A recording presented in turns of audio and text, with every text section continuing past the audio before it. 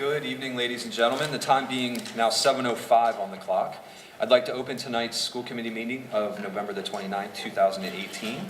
First order of business on the agenda is to take a look at the minutes from our November the 1st meeting. Do I hear a motion? I motion to accept the minutes as written for the November the 1st meeting.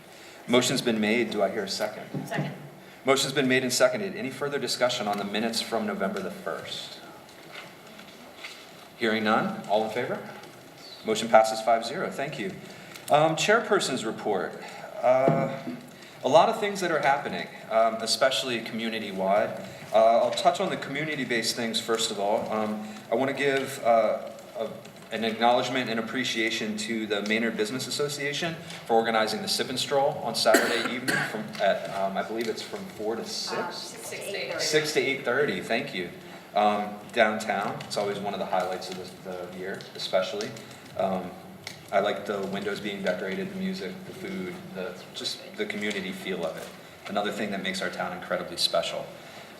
Next up, next weekend, kicking off on Friday night, I will be on television, which terrifies the daylights out of me, helping to kick off the Beacon Santa Telethon. So thank you to the members of WAVM and the members of the community. They're so actively involved in that. Friendly reminder that it kicks off on Friday night the 7th and runs until Sunday the 9th. And we have raised a lot of money over the years, and I hope that that trend continues this year. Wrapping into that, also next weekend on the 8th is the Christmas parade at 5 o'clock downtown. Really excited for that. I know my children are always very excited to see Santa. When Santa arrives in a helicopter, that's usually a very big deal for my kids. And finally, I want to acknowledge and wish best of luck to our winter sports athletes. I know winter sports are kicking off. We had a very successful fall sports season, and I know that our winter sports athletes will make us incredibly proud. And I think that's about it. Dr. Girardi, what do you have for us? Well, I'd like to start off by thanking our special guest, Senator Jamie Eldridge, for coming. Thank you so much. We appreciate how you represent our district so well, and the fact that you come out and you want to hear what's going on in Maynard. So we really appreciate that. I want to thank you for being here tonight. And then I have some, since our last meeting, where I provided some positive parent correspondence, Cindy Blanchard and Dan Costello actually sent me some more positive emails I wanted to share with the community because it's really exciting to hear these positive stories. So the first two are about our amazing music programs, and then the third one's about another new program that I want to share. The first one, and I did edit these so that they, that way, for confidentiality purposes. But the first one from Cindy said, "Hello and good afternoon, Mrs. Blanchard. I have no words to express my gratitude to you and the store that made my daughter's dream possible. I feel immensely happy that she can learn and play the violin. Thanks in advance, a happy parent." Dan Costello got one where the dad wrote, "In our daughter's mind, she is putting herself out there in a positive way and pushes her to the very limits of what she thinks she can achieve. In addition to all else, our daughter feels a tremendous comfort with Mr. Kozik, the band teacher." So two amazing programs, right? Mom actually wrote on the same topic, "Thank you so much, Dan. Our daughter has come so far. We're blown away with her ability to keep moving forward even though she was super anxious. Our daughter, a year ago, would have just given up." So it's pretty amazing how these new programs are actually getting kids excited. We talked about that we want to find other ways of getting evidence, but it's nice that the parents are sharing that. And then Dan also got another one that was really interesting too, so I'm going to read that one. It says, "Good morning, Dan. I just saw a notice about the new Fowler Club Saga. I did not yet know if either of my sons will be interested, although I will be asking them this afternoon when I pick them up. My point in writing was to congratulate you and the Fowler staff on keeping up with our young people's interests and looking to find a safe and healthy forum for children to ask questions and seek and learn. As we know, knowledge is the key in this world. Well done, sir." So what I'd like to share about that program, though, is that I've been working, as you know, with the Principles of Leadership and Operation, and Kevin Caruso and Dan Costello have been working with me to improve transitions from Fowler to the high school. And so one of the things we've done is looked at different programs, because we see the programs like WAVM and band and chorus and sports to some extent, where the kids have opportunities to meet the high school kids before they leave Fowler. We see those kids having more successful transitions. The high school's not as scary. We know some of the people there. And now we're interested in moving our talents up from here to there. And so this is actually really a strategic and targeted move that we've been doing to try and create some programs down here that we already have at the high school, so that 1 or 2 days the high school kids can come down and work with the Fowler kids and get them excited about coming to the high school and help them with those transitions. So this is a very strategic program that we put in place, and it's after a very successful program at our high school. But I wanted to share with you that there's a method behind our madness, that the leadership and operation principals are doing amazing work. This is just another example of that. And lastly, I'd like to talk about a program that we've been trying to get off the ground for several years. It's called the Global STEM Network. We just had a very promising meeting at the high school, and it looks like we have several teachers interested, and one teacher will be implementing this year, and a second teacher will probably be implementing next year. Our Maynard High School teacher will be co-teaching with a teacher in another country on a collaborative artificial intelligence research project, with a culminating event being a presentation to a large community audience. So it's a pretty exciting internet-based program where they can work with kids in another country and another teacher from another country on this project. So we're just very excited that this is getting off the ground. I have to commend Principal Karajanis and our teachers for being willing and interested in trying something that's on the cutting edge like this. And the major benefit of this work is preparing our students to be good global citizens, as well as being prepared for the global economy. This is the world of work, and a lot of us who have friends who work in engineering and those sort of fields, they're collaborating with people in many other countries through this wonderful technology, and that's how they're getting the work done. So I'm very excited, and again, amazed with our staff, our administration, and our teachers for trying these new things and doing something exciting that I think will go along with a lot of our pathway work too. That's going to help us with our STEM pathway. Yes, Mary? I just wanted to talk about the alternative, because as much as we have high school kids coming down to the middle school, the other day I happened to be at the middle school and Mr. Caruso was bringing some students back from the high school, and I said, what's going on? He said they were 8th graders that were allowed to shadow Yes. at the high school. I think there were like 20 students in total that wanted to do that, and so he was taking them like 5 or 6 at a time. So it was really great. So thank you for that, Chuck. That's my report. Anything else? All right. Thank you. Thanks. Pat, AJ, you have the floor. Good evening, gentlemen. Student representative report.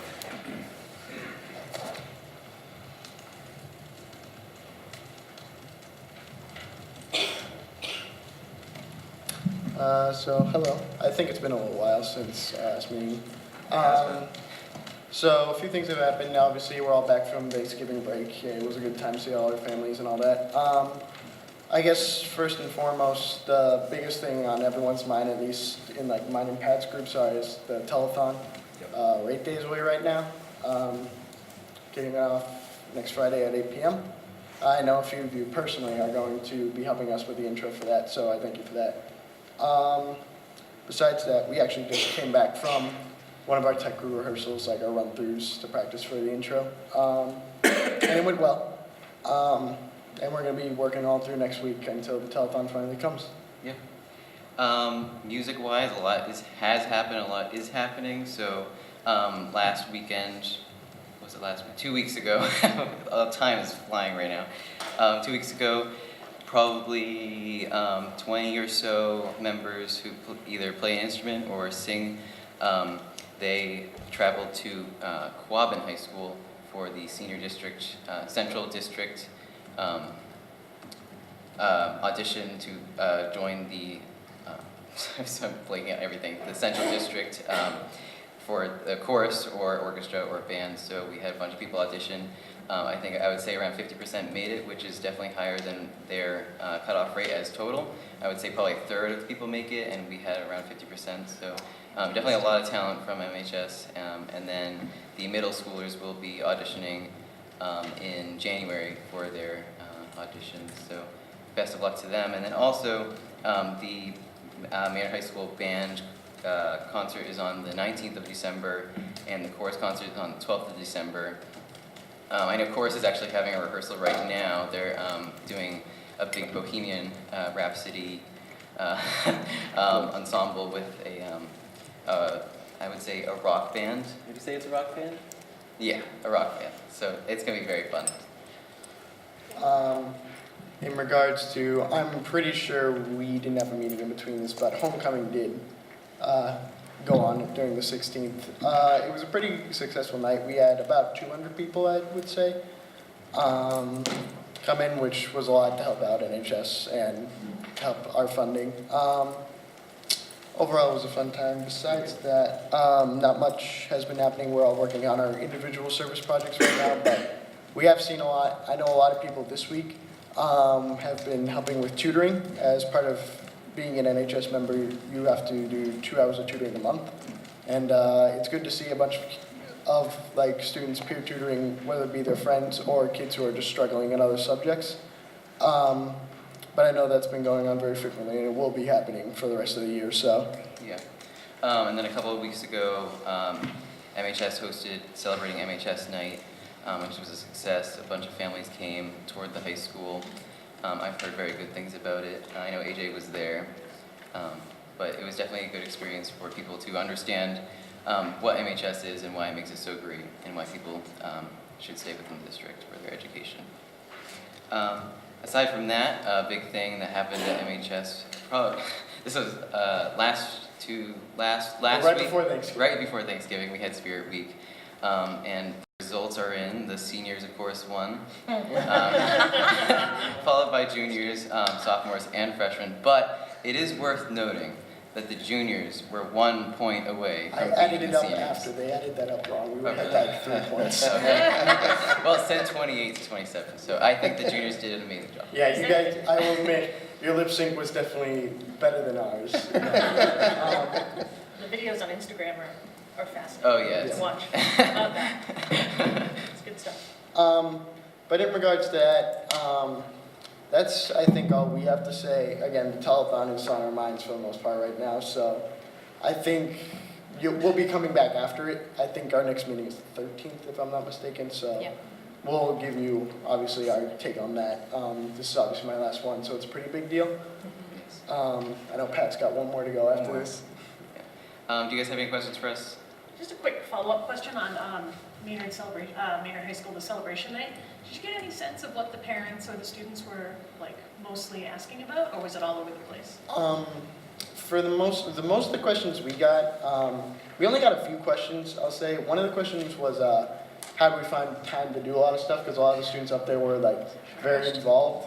And it was more, the answer was more so, the activities are not overwhelming to where it stresses you out just for them. Like, you still have time to do homework, and you still have a lot of free time. Like, I know, I do a lot of things, but I still always find time at night to like kind of just relax. And one of the other questions was, some students brought up how they were thinking about going to a different school. So one of the questions was, what encouraged them to stay?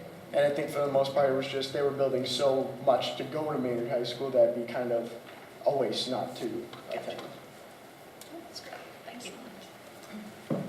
Other questions or comments? Excellent. Thank you, gentlemen. Thank Good you. luck at the Thank you. telethon. Yeah, Thank yeah. you. Have Thank a you. great night. I like See you your guys shirt, next by the way. Friday night. Have to represent. Okay, moving on. Again, welcome Senator Eldridge. And Dr. Girardi, do you want to introduce? Well, I'd like to lead off that one of the biggest issues that we've talked a lot about has been the Foundation Budget Review Commission recommendations. And so our associations, the School Committee Association and the Superintendent's Association, have been advocating for that to come along. And what we've done is the Massachusetts School Superintendent's Association put together a video, which I think would be educational for the community, that I'd love to share with, about the contrasts of funding for different districts. And then after that, we also have a small PowerPoint that our finance director will share with you to show the positive impact that would have on Maynard. So we're really in support of the Foundation Budget Review, but I think this will really help a lot of people understand the statewide need. And so if you don't mind, I'll play that, and then we can talk about it after. If that'd be okay with you? Absolutely. All right,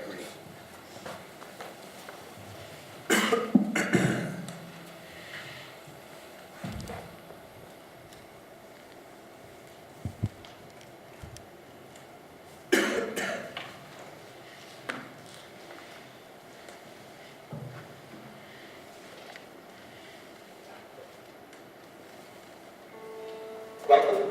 Commonwealth of Massachusetts, where we pride ourselves on having one of the best public education systems in the country. This is a place where we hold a truth to be self-evident, that all children, regardless of ethnicity or religion, income or zip code, are endowed by this Commonwealth with a certain unalienable right to an equitable foundational education. But what if I told you this foundation of equity has become meaningless? What if I told you that while all communities here in the Commonwealth are held to the same high academic performance standards, not all communities are able to provide equal tools to achieve these goals? What if I told you there is a critical imbalance in our ability to provide teachers and students with the supports they need, and that this inequity is oftentimes based on zip code alone? What if I introduced you to two educators, two sisters, both teaching children in public schools, but in different zip codes, and because of these zip codes, work in vastly different realities? Let me tell you a tale of two sisters.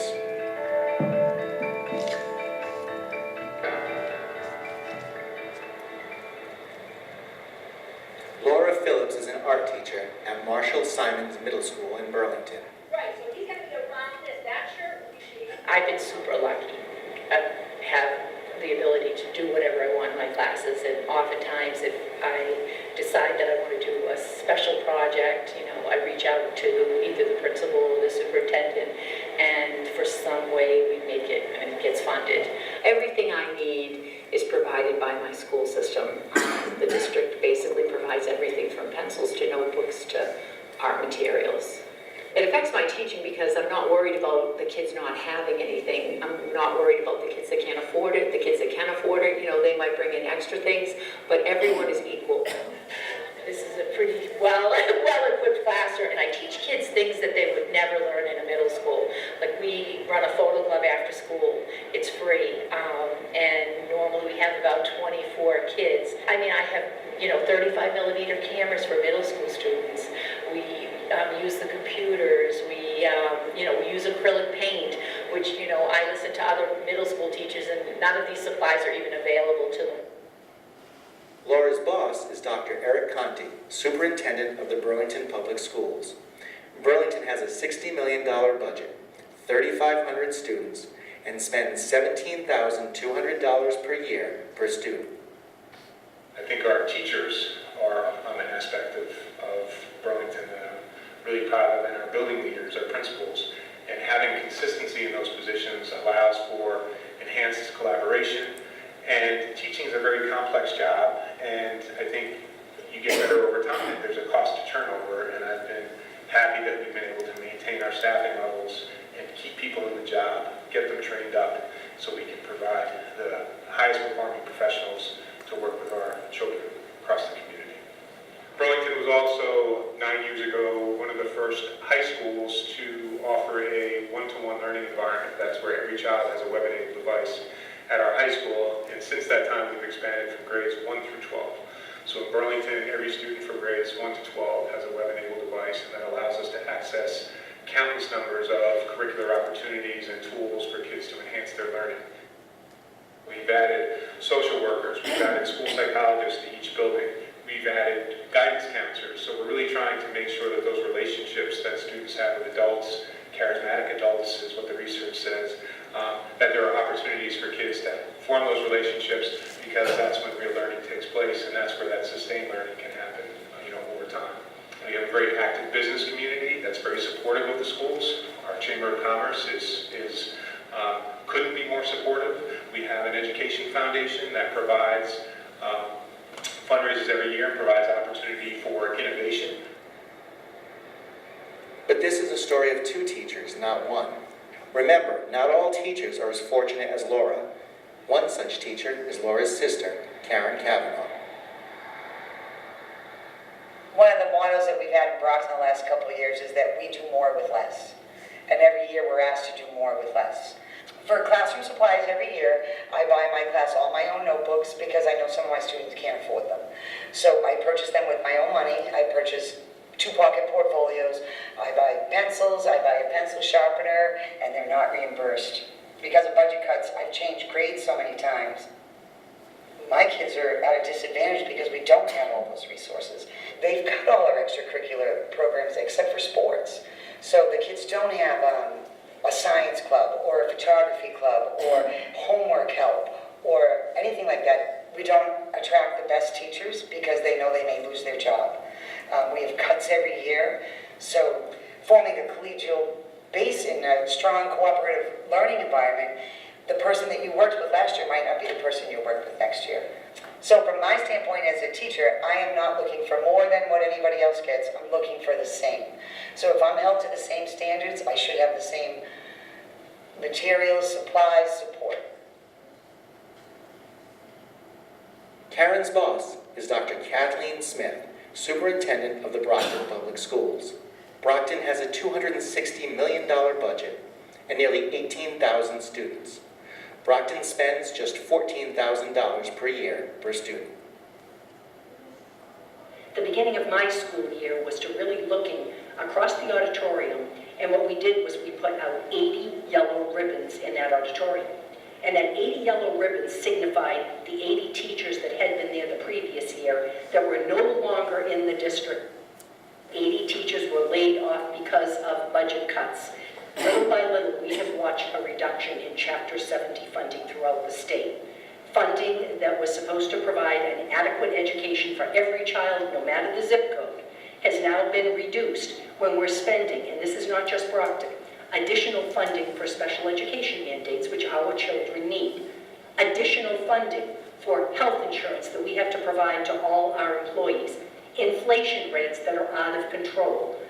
Spending for professional development with the mandates that our teachers face and making sure that we are leading the nation, we are number one, we provide a rigorous curriculum. All of that, while funds in Brockton over the past 5 years, we have been cutting. You look at some of your more affluent districts, they spend close to $300 per student, which is appropriate, and it is needed in this day and time. Last year, when we reduced 80 teachers, we spent $1.24 per student on a supply budget for materials, curriculum, and supplies. Never mind talking about technology that was reduced from $5 million down to $1 million. For some districts, they are able to go above and beyond once they meet foundation. If they want to bring one-to-one devices throughout the district, they're able to put an extra million, an extra $2 million, etc. into their budget to be able to support those initiatives with the new high-stakes testing coming in. When you're talking about your urban districts and your gateway cities, we do not have that opportunity. Our makeup now, 80% minority students in our district, a poverty rate that at one point was registering 81% of our students were receiving free and reduced lunch. During that same time period, we have reduced our teaching staff by 200 teachers. At one point, we had 18 in a first grade classroom. We were able to provide a paraprofessional to work with our teacher to provide those extra supports, interventionists to make sure our children are reading by grade 3. What we now have is a district trying to keep their head above water. The disparities between these two school systems are not an anomaly. The lack of equitable support for students stems from an outdated educational funding formula that was adopted in 1993. Laura and Karen recently sat down to discuss the differences in their schools. In Burlington, they want you to be innovative. They want, they're trying to prepare students for the 21st century. What's out there, technology, coding, all that stuff. Science, we do. We have robotics, and like I was asking you if you have any of that in your schools. And I think that, like, you're only in middle school. We have a lot of those programs, but they're not until high school. But kids that even do photography club, we don't even have a camera. I have to borrow them from you when I want to photograph everything. And I think a lot of these things need to start earlier because, kids are making decision in middle school now, do I go to a tech school or do I go to the public school or private school? And it's important that the school provide everybody with equal opportunities. It's not so much the class size, because your class sizes are getting bigger now too, but it's the support and the assistance you guys get within your classroom. Right, so just recently we just got every single team of 4 teachers. Now 4 teachers have a special ed teacher that travels with their kids because our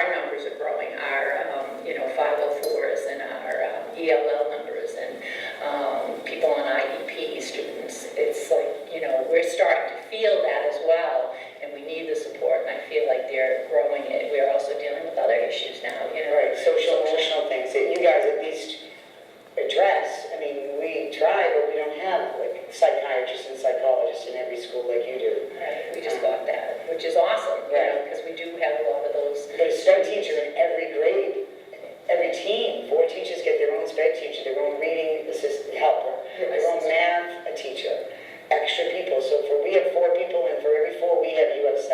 Yeah. And we don't even have materials to do great things.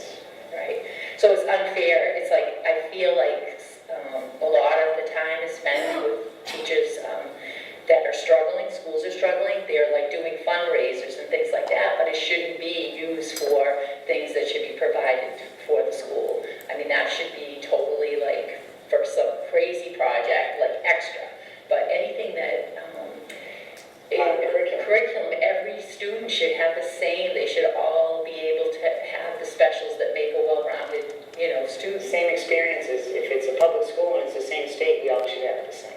It's not fair to the kids in my school. We have great kids here, and they're not given all the opportunities that would present themselves for them to make a good choice of what to do for a career, to prepare for a job, just to be prepared even for college.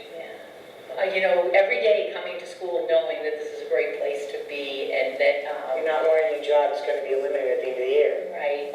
For the first time, I have a new colleague, and it's because someone retired. So we, you know, get new blood in when people leave the school, you know, for good reasons, not because they're cut, because there's no funding.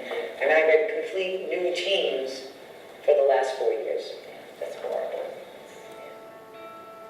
Think about that for a moment. You wouldn't use Windows 3.1 on an Apple IIe computer today. Yet Massachusetts continues to fund public education on a formula created in 1993. 1993 did not take into account technology in classrooms, let alone information technology departments in schools. 1993 did not take into account school safety or social and emotional wellness or the expansion of special education services. And let's not forget today's health insurance costs that exceed the 1993 formula's projections by 140%. It is something that Dr. Conti, Dr. Smith, and many other superintendents across the Commonwealth discuss on a regular basis.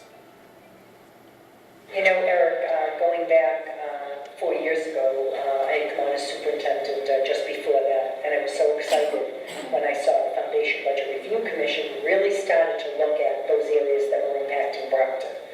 Low income, bilingual education, special education, and certainly healthcare costs for all of us in the Commonwealth. And it has just been amazing in a very negative way that when I look at last year, it got to the point that we were dealing with a $16 million deficit. And I can't imagine on a $220 million budget, you know, we looked at everything we could to try to stay away from the classroom.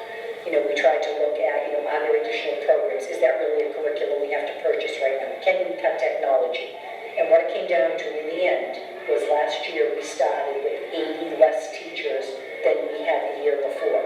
Instructional materials were cut from probably about $80 we gave every principal per student in their school down to $1.24 over 3 or 4 short years. And I'm really getting disappointed, I'm frustrated when I think about the things that really do need to happen with that foundation budget to support districts like Brockton. How are you dealing with it? Well, differently, because the foundation has really become meaningless over 25 years. So I think for certain communities that have the means, the foundation's ignored, essentially, and has said we are going to continue to promote programming and establish our own equity within our community. But that doesn't, from a state perspective, that's just, I think, increase the inequity across all school districts. And teaching and learning that I see here at Davis is phenomenal. And so I don't like when people make this a conversation about teaching and learning, because I think there's exceptional teaching and learning in all districts, and I think we have a lot to learn from each other. Every child is important in the Commonwealth, and it should be all of our missions to make sure that they all have that same chance of success, because providing them that gateway to be successful citizens and productive citizens helps us in the long run. And I think it's going to be more expensive to not deal with these problems earlier, these challenges early, and to get all of our children engaged, you know, moving forward. Someone said to me once, you know, we're not going to discover gas and oil in Massachusetts. You know, our economy was a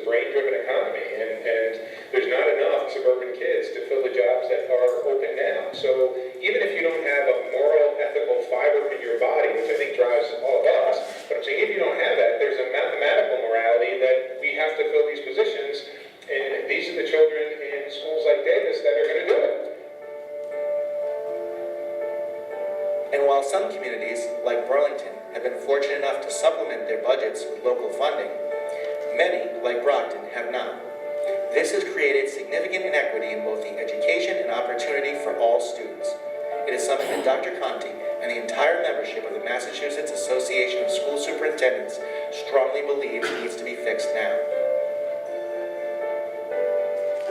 Massachusetts is in the place that it's in nationally because of the work that was done 25 years ago, and that brought together lawmakers, educators, the business community to make significant changes in the school funding formula, standards, assessment, and governance.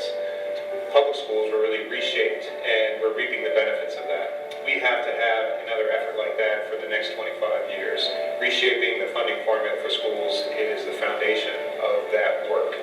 If anything, what we've learned over the last 25 years is investing in children in the Commonwealth pays off every time.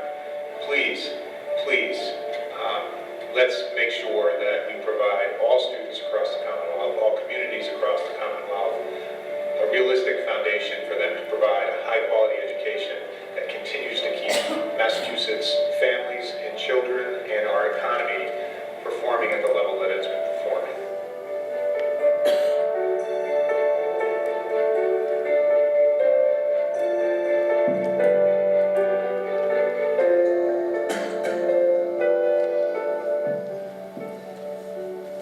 So, while we're nowhere near in the same shape as Brockton, we're not in the same shape as Burlington either. And what is interesting that Michelle's going to share with you is that if the foundation formula were to be implemented, it would have a positive impact on the Maynard public schools. So I'm going to bring up Michelle's PowerPoint, hopefully. Yes.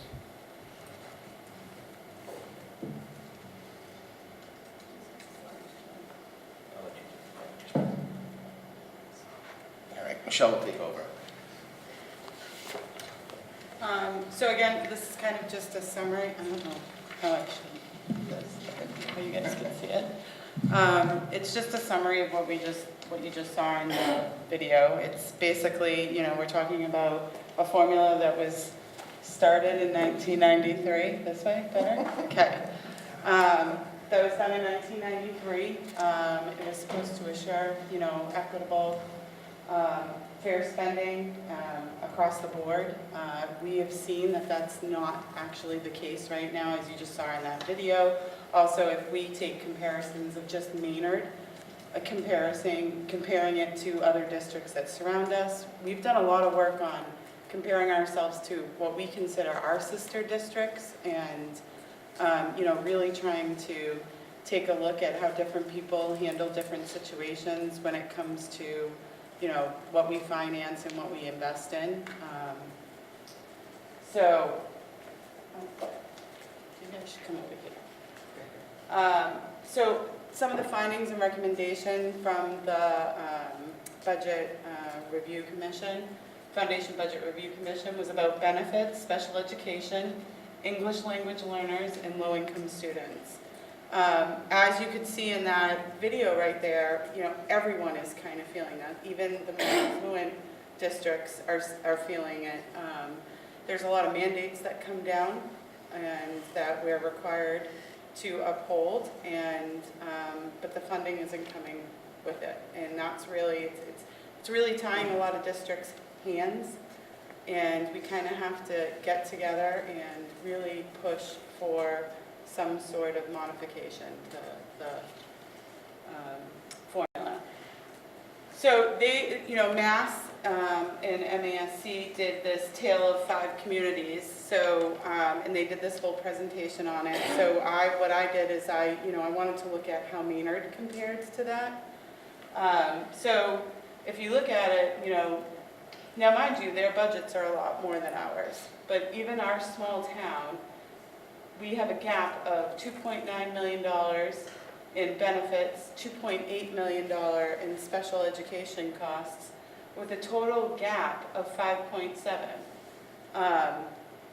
What that's saying is that the foundation budget is not providing us with enough money for us to continue to give the services that these children deserve and what we as a district want to continue to do. Again, I just compared it, this is employee benefits in its own, so our actual spending is $4.2 million. The foundation provides for $1.3 million. Our gap is the $2.9 million at, the percentage of foundation that we're spending is 323% more. So, I mean, that's just in benefits. That's not including all the other things. So, again, another focus was special education, so I wanted to take a look at the special ed. So we had actual spending of $4.3 million, a foundation budget allotment of $1.5 million with a gap of $2.8 million in special ed costs, again, 287%. So you can tell, we're spending our money on these services that these children need, the benefits that we need to give to our employees so that we have great benefit packages, so we attract, better people, so that we have great teachers in our system, great administrators. But without having the funding coming down from the government, it's tying our hands. And I think it's interesting that percentages are just as high or higher than some of these other communities. right, sorry, I So meant to say that. in each round, our percentages, our town is putting in as much as they possibly can, and they're being Right. generous. And we're lucky to have a foundation that does provide innovation. But at some point, we're not, it's tying our hands, as you said, Right. as a community. So again, this is just showing the gap. But this is actually the slide that I wanted to talk about most, because, so if you see the top four, guidance, other teaching services, classroom and specialist teachers, and instructional leadership, our actual spending is more than what the formula provides for us. That shows that this is where the district is putting our money. This is where we believe that these are the things that we need to invest in. And it's coming at a cost to, if you look at the other three, operations and maintenance, which is obviously our buildings, and teacher professional development and instructional materials. So like when the lady was talking about in Brockton, we went from $300 per student to $1.25 or $1, whatever it was. So we're not at that point yet, but we're feeling that. When you went through everything you can possibly go through, we've went through teachers, we've went through administration, we've went through support staff, you're trying not to affect the classroom. There are other areas that are being hurt in a way, because we're trying to continue to put our money into guidance.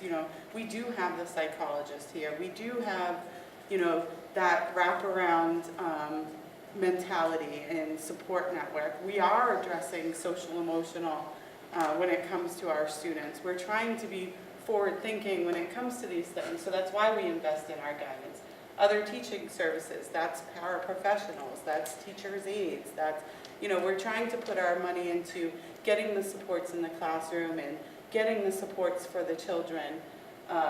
Classroom and specialist teachers, we're trying to hire highly qualified teachers. We're trying to really keep our staff at a level that, it produces great things. We all know how great the things that these teachers produce with these students. When I just personally sat through an interview process, I was an interviewer for the seniors, and those sort of programs, we're really giving some great things to these students, but it is coming at a cost, and it's not necessarily the ability of the district to change that. So I think that's what this kind of plea is like, we all really kind of have to get behind that this formula really does need to be reviewed, updated, and as much as it would help, those other districts, it actually would help us even as a small district as well. Michelle, I'm sorry, can I ask a question? Yeah.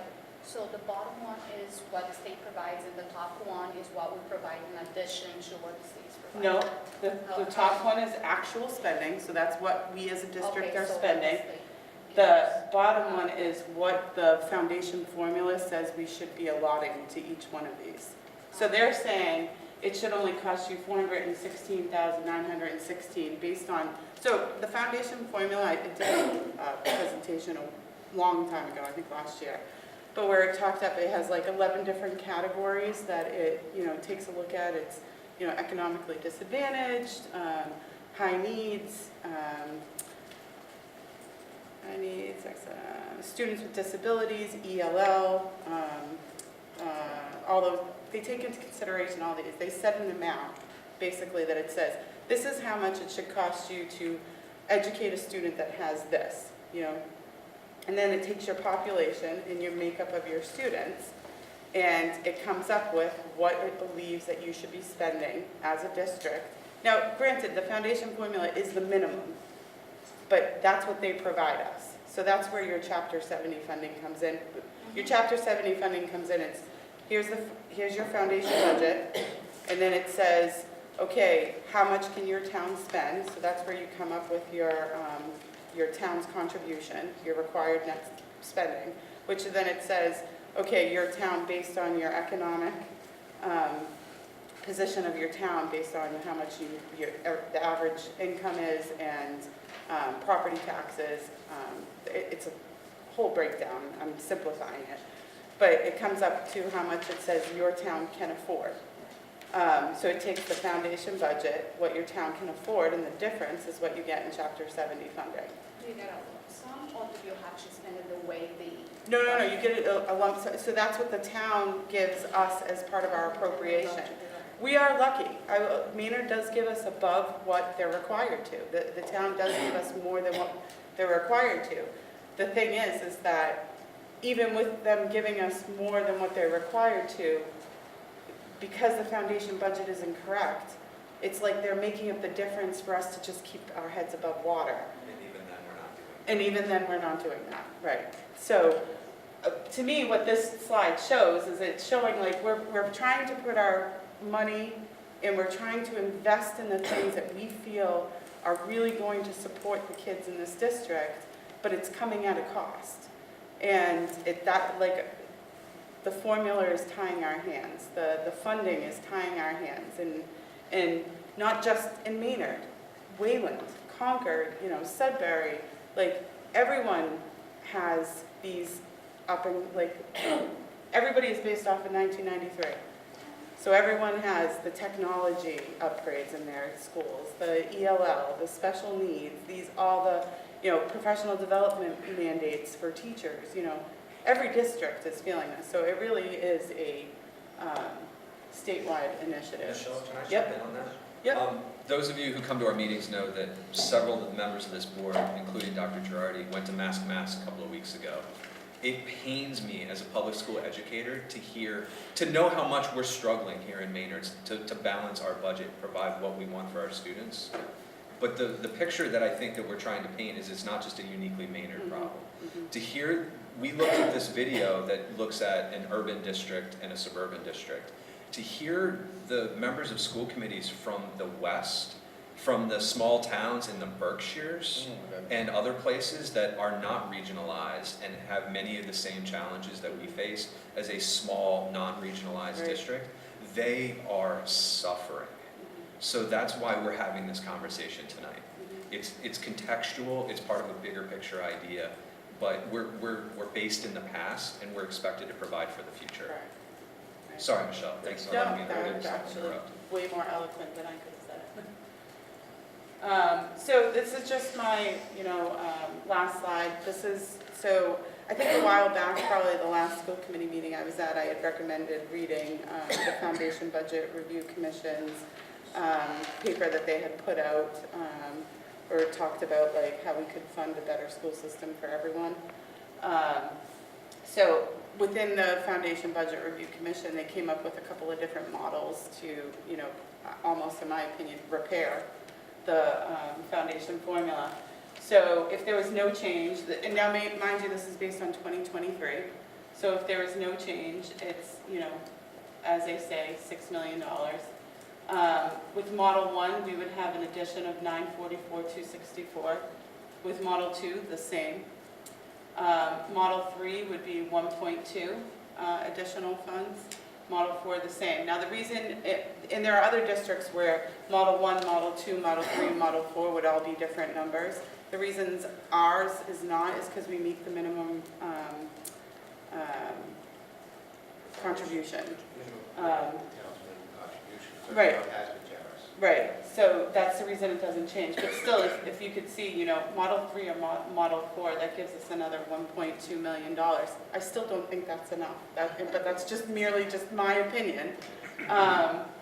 You know, like I see personally, I personally see the things that we are not able to do just in Maynard. I can't imagine what it's like in other districts, but I see the things that we struggle with here in Maynard, and you know, it's frustrating.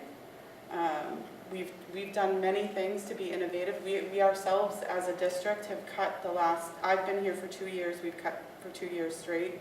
I believe you cut previously so 5 years we have cut in this small district that, you know, so when the video talks about, you know, the teachers not knowing if you have a job, or, you know, even just with us, when we have to notify teachers in early, by May 1st, we have to notify them that they may potentially be cut. We lose people because they decide that they're going to go somewhere else and find a job before they're stuck without anything. So, you know, just this base formula, just, you know, what they've come up with thus far, even as small of a district as us, would be a huge difference to us. So. Then we ask a couple of questions? Sure. That's it. So those different models are, in other words, if the legislature, depending on what the legislature passed, how bold they implemented the recommendations, those are the four models? Yeah, Okay. yeah. So it depends on how they calculate the foundation formula. So like, it depends on what the formula base is. So in Model 1, it's calculated a different way where your foundation base would be this. So that means you would get an additional this. Model 2 adds that minimum contribution. So it doesn't change for us in this district. Model 3 is a different type of foundation budget formula. Model 4 is that with that minimum contribution, which again doesn't change for us. But so really, you know, for us, it's any addition is really what it comes down to. We'd take anything, you know, at this point. So. And then my second question is, you talk about minimum contribution. So how much above minimum contribution does the town of Maynard give to the Maynard Public Schools? You know what? I knew somebody was going to ask me that, and I did not have it. And I know it's like. I don't remember the number. I think it's a couple million, to be honest say with you. it's I 2 think million. When I started here, it was about 1.4, and they continue to help us as much as they can. Right. So we're lucky. You know, we're kind of like Brockton, because you heard in the video, Brockton's class sizes have gone up. So even though, in comparison, I'm not Brockton, Burlington, even though they're the suburbs, their class sizes are going up too, and they're seeing increasing populations of students with need. You know, we had a very small population of students who were English learners when I started here 7 years ago. And we had under 20 students. We're over 70 now. We're almost becoming a moderate-sized district for students as English language learners. So those are the kind of changing dynamics to our state that the state formula hasn't kept up with for all the districts. And I think that's, you know, that's the key message here is that, you know, we have changing demographics, we have changing needs, and we really want to invest in our children. Right. You know, it paid off in 1993 with education reform. I don't think they want to call this reform. I think they want to call this, I don't know what they want to call it. We have a new commissioner, and I'm looking forward to what he's going to call it next. But we really need to invest in the children. Now, MAS, I noticed my second PowerPoint that I sent you is in here, so the additional slides aren't on this, but there were some findings when they did this, you know, budget review, when the Budget Review Commission did this. And so, like, for health insurance, actual spending far exceeds current foundation budget allotment by more than 140%. The current formula does not factor in cost for retiree health insurance. So recommendations for that was adjust the employee health insurance rate to the state's GIC rate. Add retired employee health insurance to the foundation budget. change inflation factor to annual change to GIC rates. So they, not only did they analyze it, but they also came up with a couple of different recommendations, so to help improve and how to work these things into the foundation formula. For special education, the findings were districts spend far more than the current foundation budget allotment for out-of-district placements by more than 59%. The current assumed in-district special education enrollment is less than the actual statewide enrollment. That's huge. Recommendations is increase the assumed in-district special education enrollment, increase the out-of-district cost rate to capture the total cost that districts bear before circuit breaker is triggered. So just circuit breaker is actually the money that we get for special ed expenditures, but it's triggered at a certain expense point. So if it says we should as a district spend $40,000 on a student for special ed, and we spend $60,000, then circuit breaker makes up that $20,000, but not in full either. It actually makes it up in a percentage. So last year we were at 65%, which was actually the lowest in a while, I believe. But this year we're up to 73% reimbursement. So for special education in-district recommendation is increase the assumed in-district special education enrollment rate from 3.75% to 4.0%, sorry, for non-vocational students, and 4.75 to 5% for vocational students. So the current assumption, which is that 3.75%, equals 15% of students receiving SPED services 25% of the time. We know that's not the case. It's not the case in our district. It's not the case in most districts. Proposed change to 4% equals 16% of students receiving SPED services 25% of the time. Recommendation is to increase the out-of-district special education cost rate to capture the total cost that districts bear before circuit breaker reimbursement is triggered. One example of how this might be done is to increase the out-of-district special education cost rate by an amount equal to the following: 4 times the statewide foundation budget per pupil amount. Statewide foundation budget per pupil amount plus out-of-district special education cost rates. So, I just wanted to share that, they're not just looking at it and say, like, somebody fix this. There are some great recommendations in there that really would affect all districts in the state, so. Where can we find those?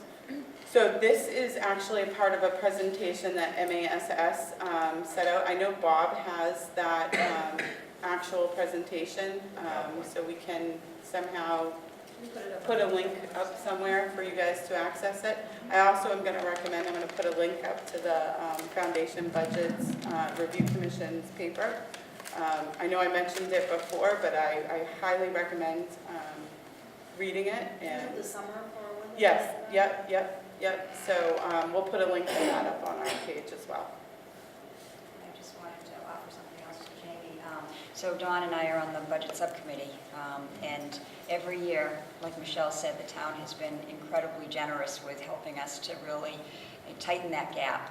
But I know this year it's getting to the point where there's no way for them to continue to help, because we have we have all the town services in that too. So we're definitely hitting a crossroads that it's really significantly going to start impacting the schools. And that being said, and they sort of alluded to it in the video, that when parents start feeling a lack of confidence that their students are getting the education that we all want our children to get, they start looking for different avenues, and one of those is the charter schools. And Maynard is at a disadvantage because we're part of the AMSA. The AMSA is the one that I'm thinking of, because there's also Parker, but Marlborough, Clinton, Hudson, and Maynard. Marlborough, from what I understand, is at the max of the number of students that they can send over to the charter school. So now it leaves the other 3 communities, of which we pay the largest price per student goes to AMSA. So imagine how devastating that is each time that one of our students goes. And we have had a number of students go specifically because they're just feeling that they're not getting the same service. We're doing an incredible job, like Michelle said. I mean, we've got the best teachers, we've got the best administration. We're really trying to make a good situation out of a not a great one, but that would be another place for your help to figure out a different funding mechanism that it's not hurting the towns. Because even with school choice, it's $5,000 that goes with the student. But when you're talking $15,000 per student, we still have to keep the lights on, we still have to keep the building going, and we still have to keep the teachers in that. So, and the other piece is that, If I can just ask a question, sure. and I do want to address the school committee in a little bit, but how much money does the Maynard Public Schools send then to AMSA per year? Is it It's 600? it's the full per pupil expenditure. Right, but what is that What is about the per total year? number? So- it's increased. So our per pupil expenditure for 2017 was $15,754. Oh, you're saying what our, I thought you were asking The total. what the cost total. to AMSA. Yeah, right what do we pay per student to go to AMSA? And I believe it's to be the full per pupil Yeah, expenditure. but I think he's also asking the total, like what? Total, what like how comes many off the cherry students? sheet from the town. Got And it. it has increased We could every get you year. that number. Yeah. Yeah. Yeah. And not just, like, Mary, honed in on something, and I actually meant to say that, so thank you for reminding me. Just in the video, it said middle school kids are making the choice, and, we actually have implemented some programs here in our middle school to, try and combat that exodus out of our system, to try and give that support, where we can't be, we're trying to be innovative and trying to create classes and experiences for our students so that they're not choosing to go somewhere else. But, I took a quick look at what other districts are spending on their students, especially, like Assabet or Minuteman, like these vocational programs, because students are, opting out for vocational too, which I 100% am a huge fan of vocational education. But when Assabet's spending $19,000 per student, and we're barely making, our stuff together at $15,000 per student, that says something in itself too. Minuteman, I looked up, just because I used to work there, has $35,000 per student is their per pupil. So, the students are picking to go to other districts, not only for like the funding, but it also like that secureness, that availability of other programs, which with what we've gotten in Maynard, I can't even, my daughter goes to Hudson High and I love Hudson, but I'm constantly impressed with what these kids get here in Maynard. By far, every single time I'm involved in something that goes on at the high school or in this middle school, so. Just for common knowledge, Hudson spends $1,000 per student more than we do. Yes, yes. So I So- just have one more question, Mary. When was the last time the people of Maynard passed an operational override? So it has been a while, but that's an interesting question because we're also getting close to reaching our levy limit. So, yes, so we're in a position not to even be able to do that. So we are really in a tough place Yeah, Maynard's right really- now. Yes. I've been paying attention to budgets in Maynard for almost 10 years now, and we've tried a lot of different things, and I think we provide an excellent level of service at the schools, but we've tried some things the last few years, like cutting back on principals, cutting back on secretaries and nurses, or outsourcing nurses, and some of those moves have really blown up in our face and really wrecked the school culture. So things we've tried to do that we thought we could not see a decrease in service, but maybe see some savings. We've had to really reverse course, and we've been really lucky that the town has been generous, and the voters are always very generous at town meeting. But as Mary said, you run out of a point where you can tax people. To not even get into the argument of how much can people afford, which is another also valid argument. So Right. I feel like we're hitting that point. I'm just saying that obviously when any community reaches the levy, that's when there's the possibility of an override, right? No. So it's a little bit different because we're right up against how Yeah. much we can total tax the residents. Mm-hmm. So, but we are running the numbers though. So we're waiting, Mary and I being on that committee, we have asked them to run the numbers on an override to just, you need the data, right? You need to know what you'd even be asking. But we're hoping not to go down that road, so. But we're also the fourth highest tax rate in the state. third or fourth, So I depending think which it's chart fourth, you're looking at, Jess, yeah, so. I did find the estimate for the charter school expenditure, and it's approximately $753,764, so Okay, yeah. almost $800,000. And I forget what the term is, Jamie, but the state has a number in mind for every school district. It's a percent of your probably net school 9%, spending.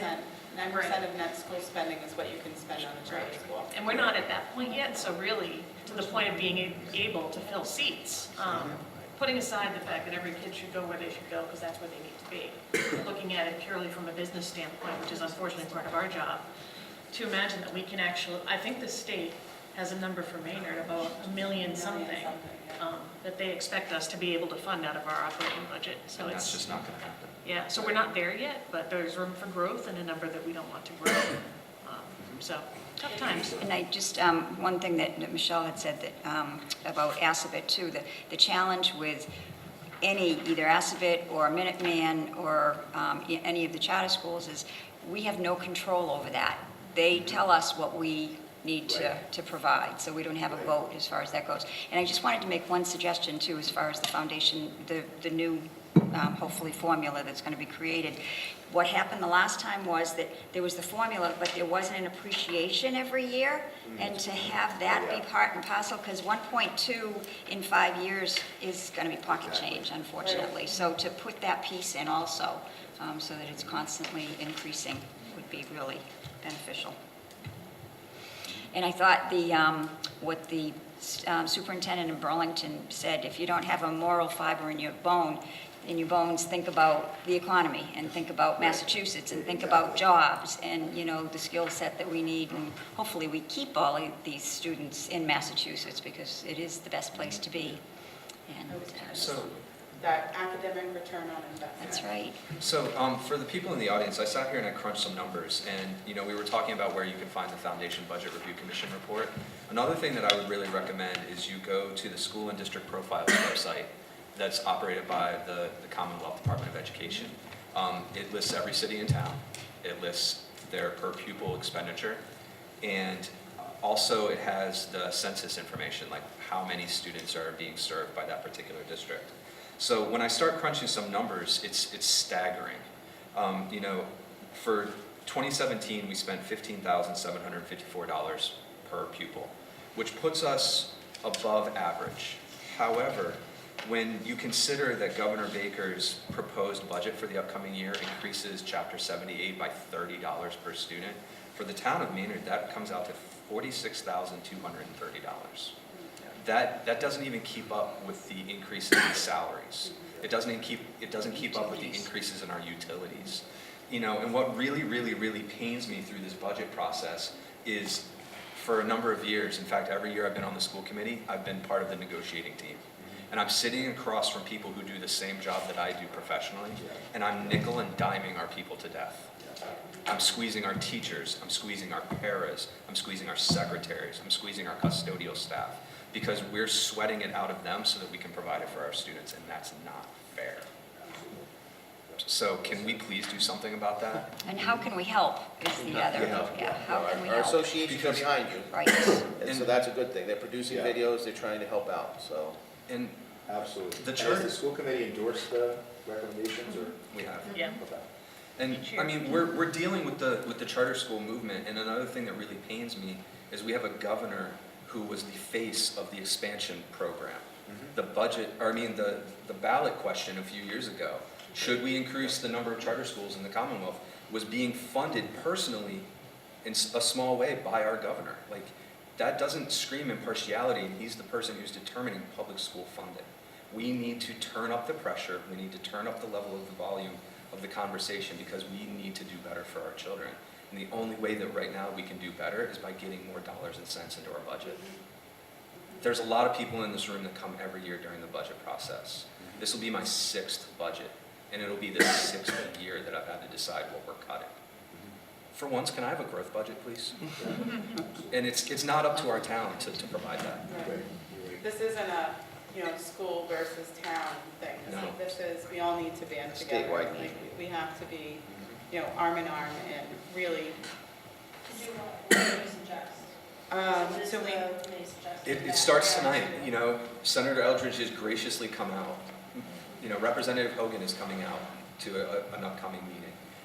We need to increase the volume of the conversation. It's the same way with the recent initiative as far as dyslexia. We need to make our voices heard so that our elected representatives know what's valuable to us. We socked away $1 billion into the state's reserve fund this year. If half of that was diverted to public education, imagine what we could do. So we need to continue to push and to continue to fight and really have our voices heard. And it starts tonight. And I really appreciate that we're having a public conversation about this, because all too often in other budget years, it's been an us versus them conversation. It's the schools fighting for the percentage that we need versus the town. You know, we all want police, we all want fire, we want DPW. I want good sidewalks for my kids to walk on when they walk the dog. Like, the reality is it's all one expenditure, you know, and Chapter 70 funding is a part of that. So to Natasha's point, Jamie, how can we help you? Absolutely. Absolutely. So I'm wondering, may I speak? Yes, Yes, please. please do, yes. Believe it or not, we do have people that watch this on video. Yeah. So We have if a you lot, speak into the actually. mic, We get a lot of hits. they will hear you. Yeah. So I just, first wanted to thank Superintendent Girardi and the Maynard School Committee for inviting me. And I've gone before a number of school committees in the district I represent. I represent 14 communities. But this is the first presentation I've seen, the first time I've seen this video, so it's excellent, and it really does, really want to express my appreciation to Michelle for doing those models. And just, I think probably the school committee knows this already, but just for the edification of the public that are here, sort of the legislative process for the Foundation Budget Review Commission is the commission was created about 5 years ago, and then there was a statewide tour by the legislature to get input from school committees, educators, parents, school superintendents about updating that 1993 foundation budget. So how much money should be going to every school district. There was a hearing at Neshoba, the Neshoba district in Bolton. So there was a hearing in this area, and then there was the recommendations by the commission. And as Michelle already talked about, the 4 areas for the state to update, to increase its funding, was healthcare costs, low-income families, ELL, English language learner students, and special education.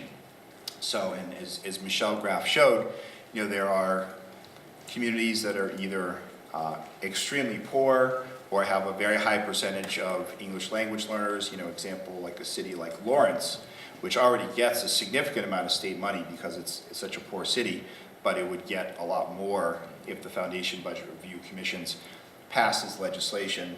And clearly the model showed that that Maynard would benefit, somewhat. Quite honestly, there needs to be more state funding to the Maynard Public Schools. So what happened this session was that the Massachusetts State Senate passed its version of the Foundation Budget Review that increased the funding over the next 4 years, touching on all of these areas. So that passed the Senate.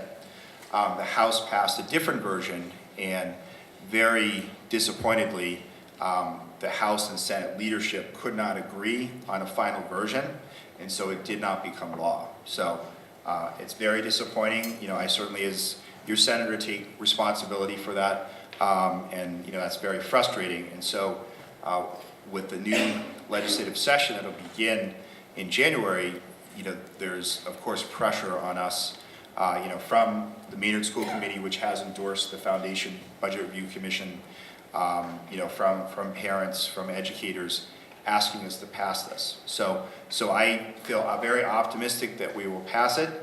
At the same token, I don't even know if it's enough. I mean, Michelle, the models that you gave, the highest level model was $1.2 million increase for Maynard, and I don't think that's enough. And so, as I think probably everybody here gets, why hasn't the legislature increased funding because legislators to a person support increases to education, it's that we need to find the revenue. And while there is a surplus right now, right now it's a one-time surplus, and so we really need to find dedicated revenue. So one of the proposals that was passed by the legislature, but unfortunately was struck down by the Massachusetts Supreme Judicial Court, was the so-called millionaire's tax. So that was going to tax everyone who earned over $1 million a year, an additional 4%, and that would have raised about $2 billion, half of which the constitutional amendment would have dedicated to education. So that would have been an additional $1 billion beginning next year that our entire state would have had. Unfortunately, the Supreme Judicial Court struck that down, so we're now going to begin what's likely a 4-year effort to pass it, because it has to be passed by the voters, because it's changing the Constitution. So that's very frustrating. But sort of to Justin's point is that, because the economy is going well, because revenue so far is very strong, we need to make a much more significant increase in next year's budget. So that could be the Foundation Budget Review Commission recommendations passing, so that would begin the increase. That could be, Michelle talked about the special education circuit breaker, so it has it's a trigger, that's why it's called a circuit breaker. So there is legislation that lowers that threshold, so it says, once the special education cost for a child reaches, I think, 3 times the cost of educating the median cost per pupil, the state pays the difference. So that's another piece of legislation that, the school committee could, ask me to support. I'm a co-sponsor of it already, but that's something we could address. Because I will say, and correct if I'm wrong, is that probably the biggest burden for Maynard as far as cost is special education costs. So I think the state really needs to step up there. And I agree, at the end of the day, Maynard is doing a very good job in supporting, in terms of the people of Maynard, the residents, the taxpayers, the Maynard schools. It's really about the state stepping up in its funding. So those are just 2 examples. Mayor, you had mentioned the charter schools. So I think the number was that the Maynard schools will send around $700,000 to AMSA this year, and the reimbursement for Maynard this year, so this is the budget that the legislature passed and Governor Baker signed, the charter tuition reimbursement is just $183,000. So obviously that's leaving the Maynard schools at a deficit. So AMSA is in my district. I appreciate what AMSA does, but the funding formula is deeply flawed. I personally think the state should just pay 100% of the costs of all charter schools. I don't think it's fair, for the burden to be on the sending districts, because the reality is that whatever number of students the Maynard school sends to any charter school, the brick and mortar costs, the cost for paying teachers, it's not going to go down. Your costs are going to remain the same, and yet, Maynard has over $700,000 less in money to spend for the students here. So I wish I could say that's in the works, that, for the state to pay for all the costs for charter schools. I don't think that's going to happen, but there is a big push to dramatically increase the charter school reimbursement. So, hopefully get to a point where the amount of money that would be going to a charter school from Maynard would be very small. So that's certainly something that, the parents, teachers, school committee members, school superintendents can advocate for, to increase that funding. And unfortunately, it does create kind of an adversarial relationship, which it wasn't intended to. Absolutely. That, because we obviously, want those students to stay here and the money. And, Exactly. By sending them there are definitely students that will do better at AMSA, but it just... And we're comparing apples and oranges in many ways, Senator, Right. because Absolutely. in many ways, we, as a public institution, are required to educate any student that walks in the doors of our buildings. Right. AMSA is a self-selecting population, Yep. and they have a very long history of sending students back to districts Yep. that have very specific special needs. So they're not even serving the students in many ways that they accept and then return to their districts. And so there needs to be a conversation about charter schools and what their obligations are as well. Absolutely. And there have been pieces of legislation that would unlift the cap on charter schools now, which I've always opposed, and as you mentioned just in the referendum, Yeah. which I'm glad was defeated. But I think it's fair to say that Governor Baker is very much someone, and DESE so far is continuing to expand charter schools, and that affects, you know, traditional public schools. So that's a significant problem. So. By the way, vocational schools can do the same thing. They want to keep their graduation rate up high, so sometimes 12th grade, they send the students back to their host towns so that, So we are the ones that educate every student that walks in the door, which is the way that every public school should be. And if we consider Same charter mission. public, they need to play by the same Right. rules. Well, they also need to feed that innovation back, like it's supposed to come back to the children in the public school systems. And do we see any way that that's coming back to us? I don't see them That was providing the, any service. you're right, charter schools, that was the idea. Yeah. Yeah. I just want to mention two more things. The third was around mental health and well-being, just because I've toured some other schools, and this has been a real issue in the Acton-Boxborough public schools, and it's fairly common knowledge, but over the past 2 or 3 years, there's been a number of suicides of students in the Acton-Boxborough schools. And so recently, the Acton-Boxborough United Way had a forum in Boxborough to talk about what that school is doing. And one of the things that I was encouraged by is the school is putting together like a separate classroom. So if a student has a mental health breakdown or a mental health challenge and leaves the school and comes back, you know, how do you properly integrate that student so he or she, you know, feels comfortable in the schools? So that's something that, you know, Acton-Boxborough is working on, because it's really become a crisis in that We have a school similar system. program that launched this year at Maynard High School called the Okay. Oasis Program. Oh, excellent. Yeah, I just got a tour last week, and it's fantastic. Oh, great, I would love to. It's designed for the same purpose, and we're really hoping at some point to fund it starting at the middle school. I met with the folks that are providing this, the expert knowledge, and they really said that many of their districts realized very quickly the problems are starting a lot further, a lot earlier in the child's life. So it's incredible, and I'm glad to hear that you support it, because I think we all agree that mental health is just such a challenge in today's youth. So. Absolutely, and that's, you know, whether it's legislation to, you know, provide better coverage, you know, health insurance, et cetera, to better, you know, support parents and their kids, or, you know, a new state grant program that would provide support to schools. Clearly, the state has to do a better job.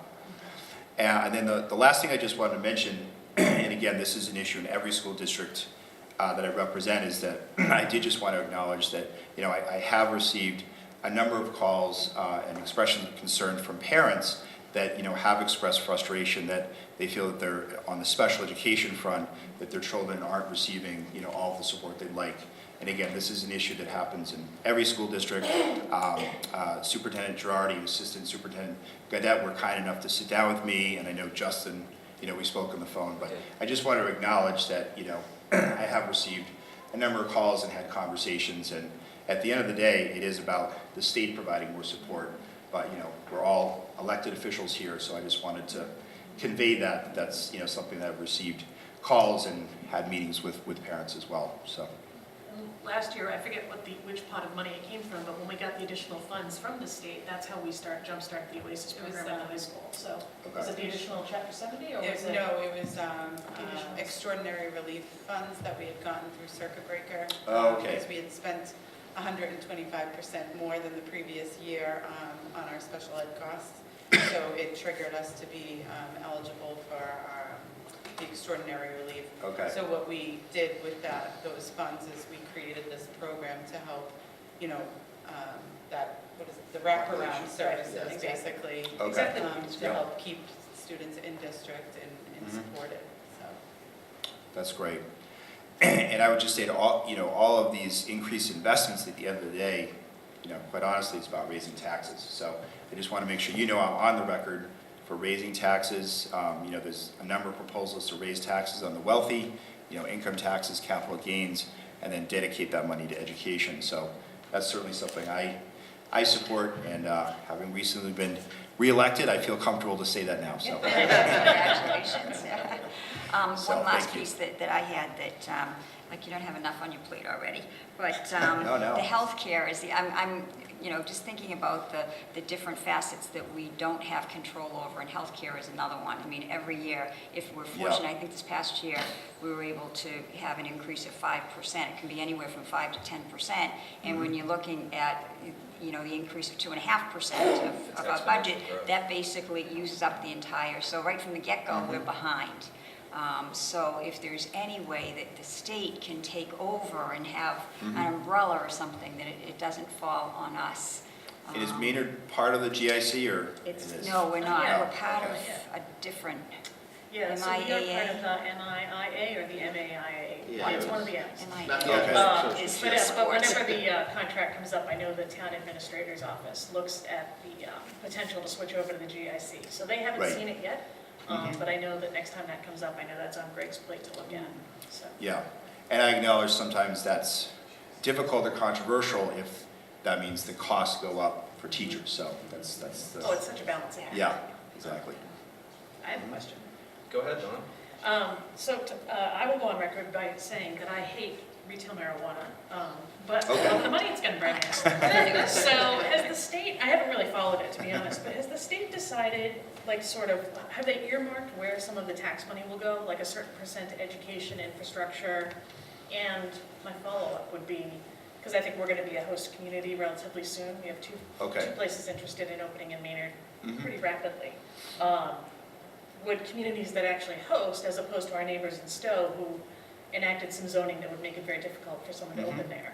Yes. I would love for host communities to get an even bigger benefit. So if you could just speak to any plans for the money that's coming, much to my dismay. Oh, sure, well, yeah, so after the referendum passed in 2016 to legalize recreational marijuana for adults, the legislature, passed, sort of tweaked the referendum. So it does allow for a host agreement between the recreational stores, so that could be a negotiation. And then, of course, the town can levy a 3% tax, so that, that comes to the town and the town decides how to spend it. I think on the first day of the sale of cannabis, $2 million of product was sold, and because the 17% state tax and the 3% local tax, just in that one day, $400,000 was raised in taxes. So I think it has a real source to be significant revenue for the state. The state has not earmarked how that money could be spent. I think there clearly will be a priority to provide public health funding, especially to educate parents and children about the dangers of using marijuana or cannabis, before someone's age 21. So I think that'll be a top priority, but certainly we could also make sure that additional revenue, which again I think could be quite substantial, that could go to education funding. So it goes into the general fund, so it's up to the legislature to decide how to spend it. Yep. Thank you. Yeah, great question, thank you. Other questions from the board before I open it up to members of the community? Senator Eldridge, I want to thank you before we open it up to the community for just coming and listening with an open mind. I really appreciate it. Yeah, thank you very much. Thanks for having me. I think you can see that I feel very passionately and very deeply Yes. about this, and I appreciate the face time with you. So thank you so very much for giving of your time and coming out and listening tonight. Absolutely. Thank you for having me. Absolutely. Appreciate it. Members of the audience, any questions for Senator Eldridge? Oh, yeah. Okay. I could say Danielle? something, but perhaps it's not for Jamie. Okay. Because you did mention that we need to get together and have our voices heard. And then you mentioned dyslexia, and I'm like, it took many years for us to get there. And we're lucky enough that we are well represented at the state level with Jamie and Kate, who are very supportive of our schools, okay? And from my own experience, it was not the Senate side that was the difficult one with the dyslexia initiative.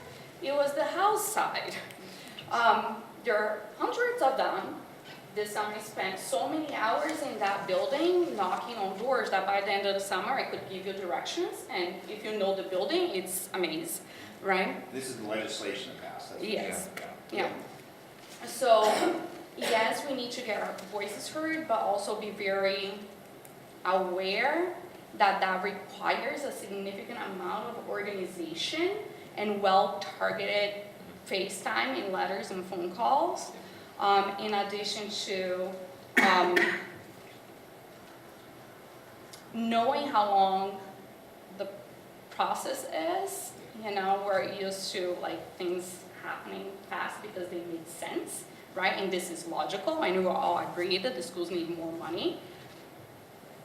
But making that change takes a really long time, Sure. and it needs to be well organized. So I don't know if the school committee is looking to be that body that organizes the community in order to advocate for what we need, but we need a strong group of people organizing Well, it. I thank you for stepping up, because I had a thought, but I didn't write it down, so immediately as soon as I didn't write it down, I lost it, but Danielle, you prompted me. The other thing that I did want to say when I thanked you, Senator, is if there is any opportunity for public advocacy, would you please communicate that to your cities and towns? So that those of us who feel very passionately about it know of the opportunities to get involved. I would appreciate that greatly. I know my professional organization, the Mass Teachers Association, is doing some advocacy work and some awareness work around the foundation budget.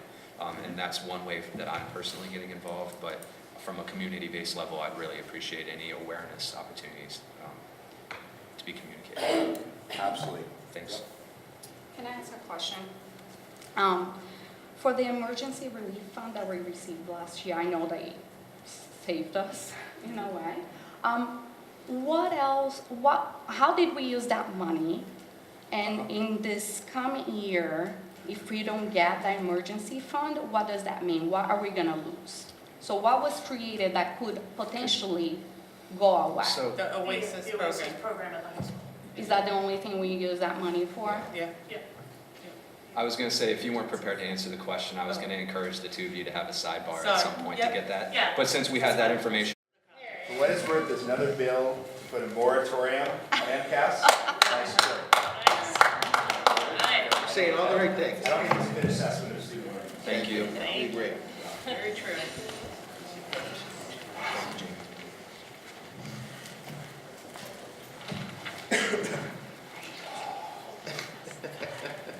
I'm sorry, I'm tired of sitting. Do you mind if I stand? No, for a moment? not at all. Thank you. We believe in flexible learning, right? Thank you. May I stretch? Can I just go? Yes. Give the MCAS presentation. So, members of the community, we're going to look at our MCAS and accountability scores from last year. So, Jennifer and the team of what's that? Principal CIAs. Yes, the principles of curriculum and instruction have put together a summary so that we can take a look at our accountability scores for the last year. And I will say before we start that we did provide handouts of the presentation. However, of course, with these handouts, the slides are very hard to read. There's a lot of information we wanted to share with the committee and the community. So all of this is on the website, and or will be on the website as of tomorrow morning. In addition, we will have other documents that the school committee does have in your packets in terms of informational documents related to some of the things that we'll be talking about available on the website. We did not photocopy them just in an effort to save paper because it was a lot of paper. So we apologize about that piece, but felt it was an important piece. So the first thing that we wanted to talk a little bit is to contextualize the assessment and have this sort of timeline. We presented this last year, so we did have the addition of last year's test of the 17-18 MCAS. So we were one of the districts that moved forward before we were mandated to by the state, which this is the first year that all schools will use online testing or mandated to use online testing. We now have 2 years worth of practice, which will be an important point as we talk further about some of these components.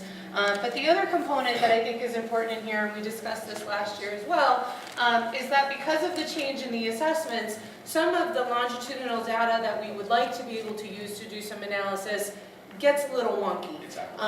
And so some of what we're showing, some of what we're saying, you know, it's harder than it was 5 years ago to be able to do sort of a 10-year analysis because they changed the test and the data doesn't match up. So I think that's an important piece. Additionally, the state, with MCAS 2.0, changed the accountability determination. Most people are familiar with the variety of levels that school districts are graded on are provided a rating of 1 through 5, 1 being the best, 5 being the worst. That doesn't exist anymore. There are districts that, these are the accountability measures that they are using for the high school component. It continues to be achievement and growth in both ELA and MCAS for growth, and then achievement includes science. For high schools, it continues to include completion, but they have an extended engagement rate, which essentially means folks that take longer than 5 years, which they don't want us to do for people, annual dropout rate. They added the English language proficiency for both the 3 through 8 and the high school components, where we are assessed on how well we are helping students to meet English language proficiency. And then there are some additional indicators which are different than happened in the past. We are evaluated throughout our district on chronic absenteeism. We are also evaluated on the percentage of 11th and 12th graders completing advanced coursework. None of those things, I don't think anyone would question the validity of looking at those measures. However, as always happens, there's some complexity with that. These are the non-high school accountability measures and their weights associated with them. Obviously, the advanced coursework and the high school graduation rates are not a component of that. We talked about that. So this is a sample accountability determination, and we will, school committee, you have in your packets our high school one, our district one. We will be putting all of these up on the website as well. But what I think is important to note that in addition to all of these components that they're evaluating us on, they also now have 2 categories of students. We are evaluated 50% based on all of our student population, and then 50% based on the lowest performing students. And that means the bottom quartile, the last quartile of our students in performance measures, their performance counts for 50% of our accountability, which in terms of changes, and I know Senator Eldridge said, you know, I'm interested, I hadn't heard about the bill to put a moratorium on the MCAS. You know, it doesn't assess student learning and student knowledge, which, and, you know, you can make lots of arguments in that capacity. I do think, however, that this focus on the bottom quartile is incredibly important, because if we serve, as was discussed earlier, all of the students walking through our doors, these are the students who are not being seen by the last accountability determination, because they, especially in suburban districts, they were much easier to hide within broader populations. So, what does that all mean for Maynard? We are a district not requiring assistance or intervention. You can see those components up there in terms of how they got that information. Again, I think it's important to note that these 2 categories count as 50%, and these 2 categories count as 50% of our accountability components. So we are really, really attempting to identify and see all of our students through this. Also annually, we receive a special education assistance determination, similarly to the assistance determination related to the accountability. The state looks at a variety of measures and determined that we met requirements and did not require assistance based on our overall classification, and that we did not have outstanding concerns about compliance with state and federal obligations for special education. And again, there's information about how they come to that conclusion in some of the supporting documents on the website. So these are the same data points for Green Meadow, and we'll do Fowler in the high school. I'm not going to go through all of the components here, but essentially Green Meadow is also not requiring assistance or intervention, nor is the Fowler school. When we look at the high school, they did determine that we are requiring assistance or intervention based on the performance of our high needs subgroup. And so that's something that we are looking very specifically at. I think this has to do with the change in accountability, where we're looking at the lowest quartile of students as part of our accountability determination. Principal Karajanis will talk a little bit about the analysis his team did and how we're addressing some of those pieces. So some of the accountability highlights, and I'm not going to read all of these things to you. Again, you can, they're in small print here, they will be available on the website. Essentially what we see for ELA and math is that we are meeting our targets for our groups related to achievement. However, the place where we're struggling is related to that growth, and this committee knows, and anyone who's seen our MCAS presentations in the past, that growth component is something that we have not been able to assess over the past years because of the park and the changes. We were able to assess it a bit last year, and we're very excited to get that data back so we can dive into it. But that seems to be where we are really struggling, is to meet our accountability determination standards related to that growth piece. Science is a little bit of a different story. For both, we don't have growth for science because you need 2 years of data in order to identify a growth score, which science is only given in 5th, 8th, and high school. In 5th and 8th grade, however, it doesn't just test 5th and 8th grade material, it tests all of the material that students are taught. Last year was the first year that this test was given online.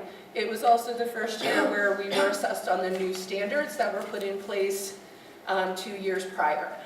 So this was something that we were expecting, and so this isn't the result that we want. However, I think there's some actionable pieces when we start digging into the data around curriculum for where we're at there. I do think that what's interesting when we take a look at the high school component, that for achievement, we met the target for the high needs subgroup for science, which is incredible, which is awesome for us. And again, Principal Karajanis is going to talk a little bit about how that connects with one of our other accountability determinations when we dived into some of that data.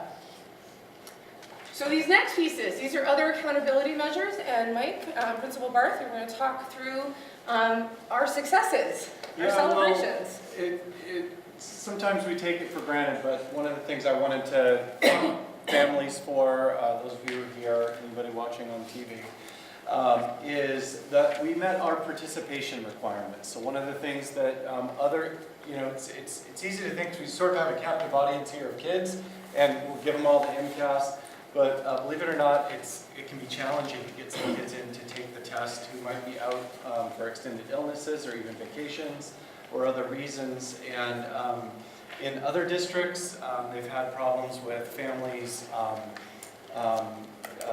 essentially opting out. It's not really allowed, but if a parent says their child is not going to take the MCAS, then their child is not going to take the MCAS.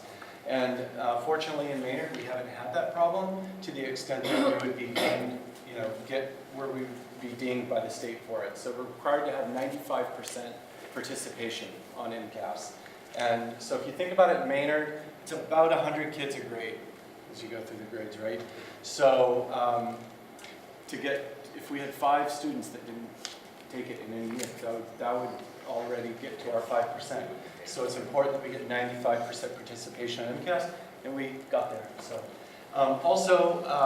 the 4-year and I believe actually our participation was like 100%, more or less. So maybe 99 in a couple of areas. And our 4-year cohort graduation rate, that is the students who graduate from Maynard High School in those 4 years that they planned on being at the high school and graduating. It was also exceeding for all of our groups. So again, it's a testament to our whole Maynard community for that. Thanks. And we want to thank Donna in particular and Chuck. Donna for grades K through 3. We don't test in K yet. Grades 3 through 8 for working incredibly hard to get every student there, and Chuck for his work at the high school to work incredibly hard to get every student there. Last year we talked about our participation rates and the challenges there, and as an administrative team, we emphasized that, and these 2 individuals really led that effort to make sure that we did not, if a student wasn't there, we got them in and we got them tested. Which is great. And then, so Principal Karajanis is going to talk a little bit about some of our areas of focus and how all of these pieces are connecting a little bit together. I'd like to talk about chronic absenteeism because that's now a factor in how the state assesses the system. Education is interesting in that in many respects, we look at factors that have relatively low impact. And what I mean by that is you can do a lot of correlation studies. If a student has a part-time job as a high school student, how do they do in terms of future success compared to students who don't have a part-time job? It turns out that having a part-time job has a weak effect, and that students who have part-time jobs tend to do better in the future. But it's a weak effect. There are a lot of weak effects. Believe it or not, extracurriculars are a relatively weak effect. You know, we fund extracurriculars because we know there's a positive effect, but it isn't particularly strong. The one thing that has a massive correlation with student success, massive, is simple attendance. It sounds kind of logical, right? If you're in school, you tend to do better. But at the 95% attendance threshold, it goes up even further. And there are lots and lots of studies on this. So if I had a message to sort of the community, send your kids to school on time every day. If you want your students to be successful, send your kids to school on time every day. So that's just out to the community. That is the single largest effect that you can identify. And it isn't even close to what the second largest effect is. And that 95% threshold is huge. To put it in practical terms, 95% attendance means your student misses school 9 or fewer days a year. And I'm not talking about, and this happened with one of my own children, you know, there's an illness in a particular year. It's acute, your child's out of school.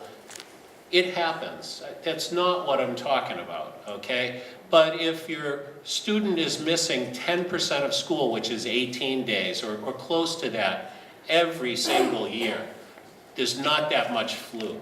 There aren't that many fevers, okay? I'm gonna be very old school here. My mother used to tell me, if I didn't have a fever and I wasn't throwing up, I was going to school that day.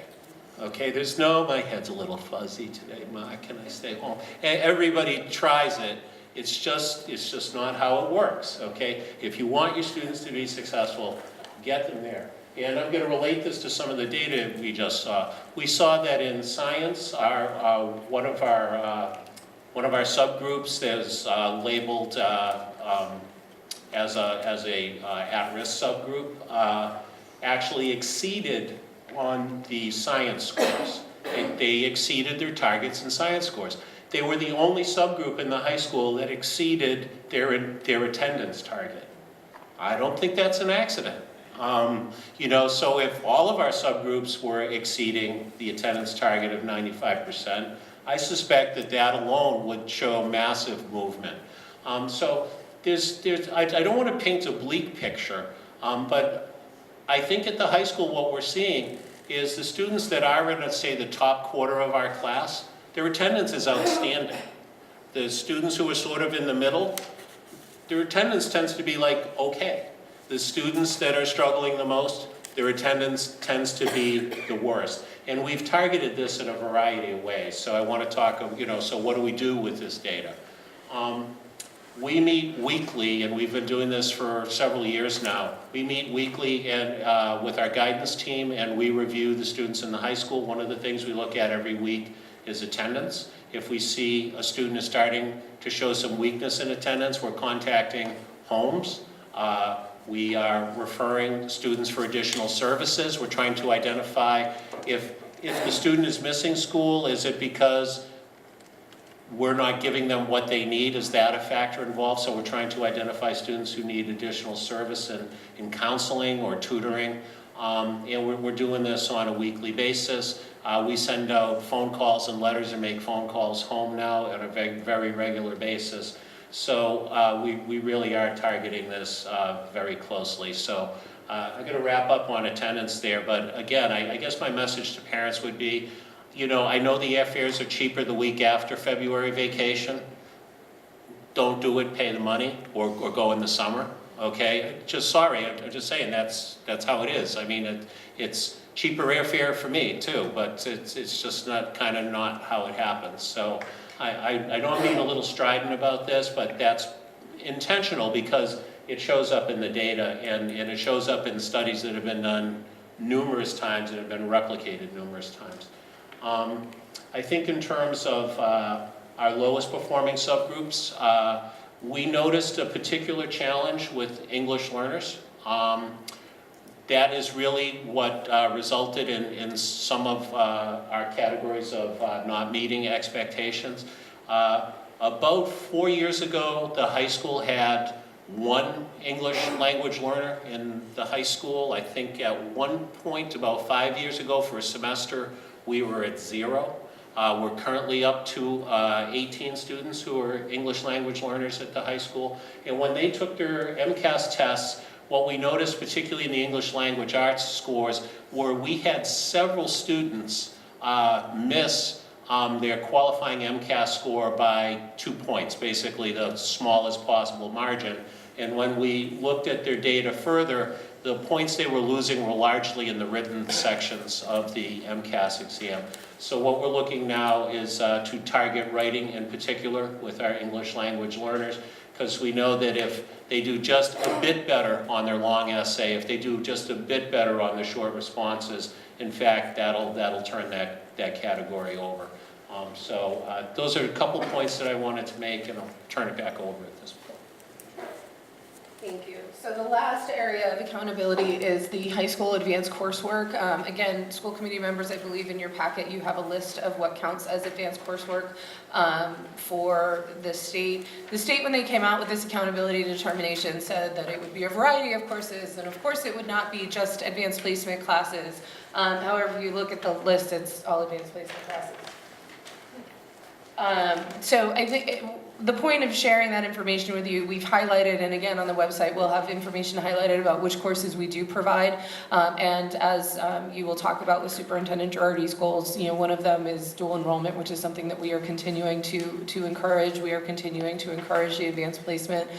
Principal Karajanis advocated for many of our courses, not the least of which being senior project, which we know is incredibly rigorous and powerful for students, to the state, for that to be considered a class that made this list, and the state identified that they don't have a process for school districts to petition to have classes added to the list, which Principal Karajanis very respectfully and thoughtfully expressed his dissatisfaction with that answer, but that is something that we are continuing to push for, so that it is not just students who are in advanced placement or IB classes, international baccalaureate classes, or dual enrollment, but that all of our students who are doing rigorous coursework are able to be recognized as such.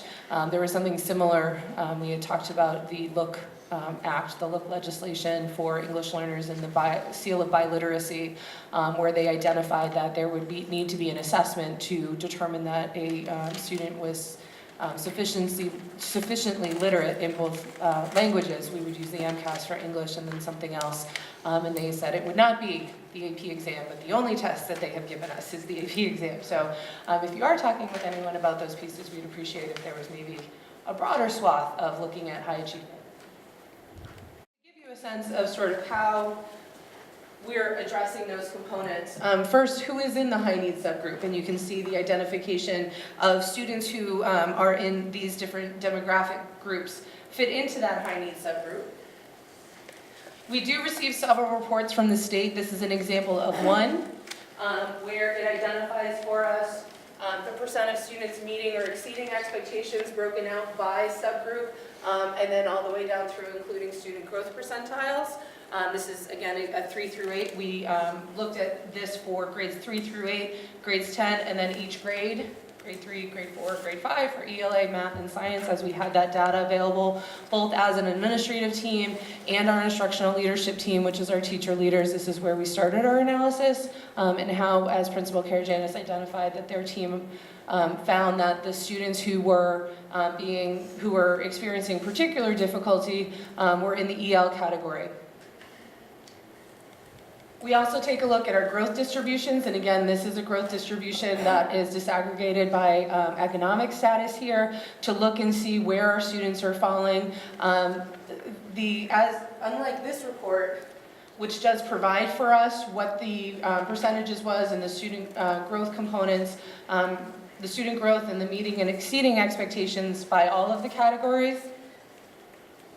These categories are specific to only cohorts that have more than 20 students in them. So one of the pieces that is challenging for us, or another layer, I should say, it's not particularly challenging, is that we get this information on, for example, economic status, disability status, but we don't have that information broken down for us on EL. So we need to dive deeper into that data and look at the individual students to look at their student growth and those things because it's such a small cohort. So we do this work as an instructional leadership team. We look at the growth. We identified some components. And then what we do is we had the teacher teams, the vertical teams that met a couple weeks ago, and they looked at curriculum analytics. And one of the things that we look for are how are our students doing in comparison to the state, and where are those places that we're either doing well or not well. And what was interesting when we began to look at our curriculum analytics related to our subgroup pieces, and again, we had to recreate this for the EL populations, there were certain places where our district is the blue line, and the state is the pink line, and this is our subgroup related to of one particular grade of students with disabilities, and that shows it's sorted by standard, so the teachers would know what those numbers meant because they can click on and see what the question is and what standard's being assessed. It shows where our students are doing better than their cohort at the state and where we have some growth areas. You can see declines or areas to work on down here in these two areas, which are the writing components and the writing questions,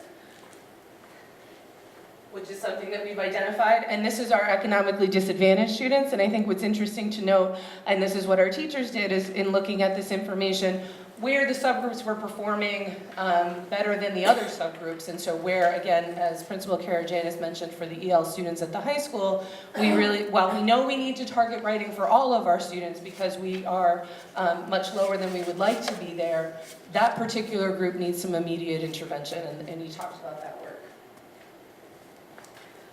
So those are some of the short-term strategies. Some of the long-term strategies that we're talking about related to curriculum analytics, I'll let Donna talk a little bit about, related to the work we're doing in ELA and math at the elementary schools. So some of the things that we've been focusing on, and the numbers that we look at are really important, but to me what is also really important are the standards. What standards are we doing well in? What are we teaching well? And what standards do we need to focus on? So in looking at our data, it looked like we needed to focus on the writing, but we also need to focus on the writing, not just the writing in terms of the craft, because our students have done really well with craft in terms of we use a program called Lucy Calkins, and that teaches children how to take a narrative idea and how to expand it, how to really write in depth and really write with voice. But how do we do in other kinds of writing? And that's where we need to expand and move with that program into opinion writing, into informational writing, into responding to literature, into different areas of writing. So we are focusing on that. But also we want to look at the conventions piece of all of this. How do we write and with clarity? Our students, one of the things that we had as a strength was our students have a very strong vocabulary. Are they using that vocabulary when they write, and how are they using that? So what we're looking at and what we're implementing this year is a program called Foundations. And Foundations is as part of the Wilson system, and it establishes a foundation, which is where the foundations comes from, in kind of understanding phonological awareness. How do letters and sounds and phonics work together to create, and how do we use that to create meaning? How do we do word study? How do we take apart words? How do we put words together? How do we deal with words we come across that we don't know as we're reading? And how do we understand them within the context? And how do we read with fluency? Because if we don't read fluently, we're not going to understand. And the focus is how do we increase our comprehension so that we have better understanding of what we're reading and we're better able to convey our ideas and our thoughts as we're writing. So Foundations we've implemented, we've been using it in grades 1 and 2. In kindergarten and first grade for a few years now with a lot of success. And this year we have taken a whole school implementation starting in preschool, with preschool using Foundations to set the stage and to move forward as they go up through grades 1, 2, and 3, so that they'll have that foundation. And with in conjunction with the literacy specialist here, she's also bringing some of those pieces over here to follow through, and then as we have the Wilson program as needed to help and support students as we go along. So we're really thinking thoughtfully about not just the numbers, but how do we establish those foundational skills that'll make our children better readers and writers and able to share critical thinking skills. In terms of the math component, one of the things that Donna, Principal Digner, worked on with our, do you want to talk about that? If I miss anything, feel free to jump in. Worked on with our instructional coaches over the summer based on last year's, multiple years of analytics and in-district data, looking at the math and ELA curriculum alignment grades K through 5, really looking at where all of these standards are introduced, where they should be practiced and where they should be expected to be mastered, so that there was clarity across all of the grades, both all of the classrooms within a grade, but then also all of the grades looking vertically from one to the next about what skills should be mastered at each level. That is something that we have implemented this year, grades K through 5 with those expectations, so we are expecting to see, again, further improvements with the paying attention of that component. But those are two just examples of long-term components, long-term implementation. We heard Principal Karajanis talking about the work that we're doing with EL students directly, working on writing, the writing goals that we've been talking about for multiple years, the curriculum initiatives. These are things that over time are going to improve our scores, and we're very excited about the work that we're doing. So the next step after we go through this piece, the implement, is that we then again need to evaluate and improve and continue on this cycle. And I've referenced this continuous improvement cycle before. I think it's important for us to keep going back to that this is not, we are never done with this piece because there's new kids every year, there's new information every year. But what we're really looking for is establishing a comprehensive system to marry your point that we used to do this and you used to hear all about these pieces, and we want it to never go away. We want to put as much red tape around it so that it never goes away again. Make red tape a good piece. So what we're doing, and I've talked about this a bit, but I wanted to give you an update of how our teachers are looking at this data, because we did this year have a vertical meeting where they did dive into MCAS data. And so we're using a data into action protocol. If you've ever used any sort of data analysis protocol, they're all about the same, where you observe and then you identify and then you ask questions and so on. This is a simple one that's based out of education, where there are multiple data meetings, and essentially what's I think important to note is not that data meeting 1 through 5 will take place in a month, in a year, in 5 years, but that this is the cycle. And the author of this system identifies that cycles should never be within a confined length of time. You shouldn't expect to get through 5 cycles in a year or 1 cycle in a year. You go through the cycles in the way that makes sense for the data that you're looking at. But essentially the idea is that if all of our system members, from administration down through classroom teachers, whether it's they're in their classrooms by themselves, they're working with their colleagues within their grade level meetings, they are working in vertical team meetings, you know, we're meeting with teacher leaders as instructional leadership team. If we are all using the same process and the same language over and over again, we're going to hopefully create that, again, you know, sort of institutional memory that will allow this to continue.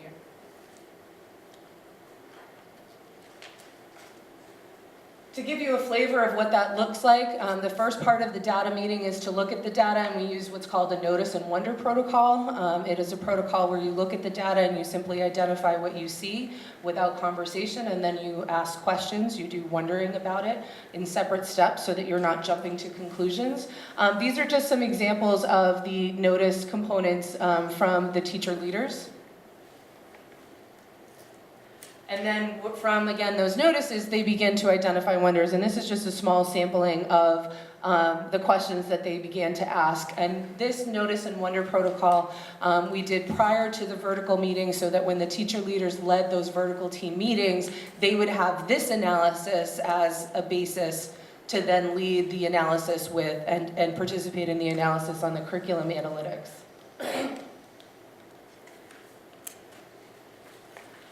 We then had the teachers participate in the vertical analysis where we had grades K through 4, participating in vertical teams related to ELA and math. And then we had grades 5 through 12 participating in vertical teams for all of the disciplines. Social studies and world language did not look at MCAS data, nor did guidance. Rather, what they looked at was discipline-specific components based on their particular needs. But the other grades did have that vertical articulation. And so going through, just taking a look at sort of some of the areas for growth, I think I should say areas of, yes, it does say areas of growth. not areas for growth, areas of growth. These are the places where we did pretty well. We identified a couple components. I think several people have mentioned the reading piece. We're doing very well or relatively well there. We are noticing that our selected responses across all three of the disciplines, we do very well or relatively well in that capacity. The selected response is the multiple choice, where you identify those components.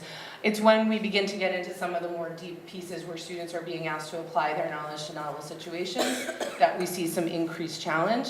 I do think we did want to point out a couple pieces related to math and area of growth. One was the short answer, because we're writing in math, and we've talked about our writing goals in math, that we're doing it, and we saw it in the data, that our students were better able to articulate their answers on the MCAS piece. So that was something that I want to celebrate with the work that our teacher teams have done, and Terry Morrison, our math coach, has done to really get kids writing in math and explaining their work, and I think that's so, so important. Additionally, the number systems and number and base operations 10, that's really that fluency and that number sense that we've talked a lot about. It's why we brought in the Go Math program. It's why we have the Symphony Math as the assessment, again, under the leadership of Terry Morrison, really making sure that, as Principal Dankner indicated, for literacy skills, that students are able to manipulate numbers in the same way we expect them to manipulate letters, so they have that foundation to be able to do the advanced work. That is not unique to Maynard, that's a challenge, but it's something that, again, the leadership of Terry Morrison has been incredible in bringing to our system, and we saw some significant gains there. The other piece that I believe we've mentioned for multiple years is geometry, and that it's taught after the MCAS, and so students never had an opportunity to learn it. We did the realignment, as I mentioned, over the summer. Terry Morrison, Denise Nelson, and Donna over the summer did that realignment that we put in place this fall. This is data from last year. So simply the conversation of, hey guys, we need to focus on this. Again, credit to our teachers that they're bringing it in, and we're seeing it in the data. I also wanted to identify for the science component, as I mentioned, things didn't look so great when we talked about the accountability on the science slide, that we really need to work on our curriculum. But there were areas in the 8th grade assessment in particular related to earth science, earth and space science, and life science where our students did very well. So those are places within our curriculum that we are doing good things, that we want to continue that work. And I think that's an important piece for us to pay attention to. So areas of consistency where we didn't really change a whole lot, again, some of the reading, the selected responses there, and the science is really the place where we want to focus on here. The question types, we really didn't change a whole lot. The technology and engineering and physical sciences, those are places where we did relatively well. The technology and engineering I wanted to talk a little bit about because it's been a topic of conversation, our engineering program at the high school, and moving it down to the Fowler School. Our scores have remained pretty consistently high in this area, and I'm even more excited with the work that John Mollick, our engineering teacher, is doing in our middle school this year, starting in 5th grade, with what that's going to mean. So I'm excited to be able to compare this year's results to last year's, to be able to see that component and to see that growth as we move forward. What we're seeing at the high school, and we've seen this for multiple years, is that our physics test remains relatively flat in terms of growth, in terms of achievement. Principal Karajanis with his team did some analysis and looking at where the students had the class and what cohorts were aligned together and what some of those pieces are. So again, do some of that short-term analysis and be able to have our teachers, because we have 2 teachers who are teaching that, talk about what skills they're using or what strategies they're using to help students achieve at a variety of levels. I also did want to point out that you may have noticed on the teacher leader wonders why, given the 8th grade math scores, do we have physics, which is an intense math assessment at the high school as the competency determination. And that's again one of those long-term questions that we can that's not something that our teacher teams are going to enact on tomorrow, but it's something that we as an instructional leadership team are taking in, and we're asking that question, and we're looking at why did we identify that as the assessment? What are the results that we're seeing? Is this something that we want to continue to do with the high stakes of the test? Is this something that's setting our students up for success moving forward? So we're looking at all of those questions. So the areas of focus, we've talked a lot about writing, and that continues to be our challenge, particularly the constructed response and short answer for math in the area of our subgroups. And then there were a couple pieces we wanted to pull out, conventions of standard English and writing, text type, and purpose Those areas, all of the teachers, when they did their analysis, all of the ELA groups really identified that we're not doing so hot there, and it was pretty clear across the board. So a couple things we're doing in that regard, again, the implementation of the K-5 consistency, the foundational work that we're doing in foundations, and really monitoring to make sure that those programs that we're putting in place are addressing the standards and the skills that we're seeing here. And then as Principal Dankner mentioned, the Lucy Calkins and the writing program, which we have implemented for some aspects of it. Are we not implementing enough aspects? Looking at the fidelity of implementation across the grade levels to see, are there programs, places in the program that we are not doing across the board, so some students are getting but other students are not. So that's what we're really looking at there. The other thing that stood out for our math cohorts was really looking at the fractions and sort of across the board. That was an area of emphasis and an area of focus. Again, Terry Morrison and Sandy LeBlanc. Sandy LeBlanc is our math, essentially, department head up at the high school, really looking at what are the components of that work and how do we need to expand. So for the science component, again, the general achievement, we looked at sort of where students, what students in which demographic categories were meeting expectation, and we need to look more deeply into the English learner and the special education subgroups. If you think about how the science is assessed, there's a lot of reading and there's a lot of writing associated with that, particularly with the new standards where they're being asked to take a lot of information in, synthesize that information and put it back out using the knowledge that they know. So it's not surprising based on our writing scores that that's what we're seeing.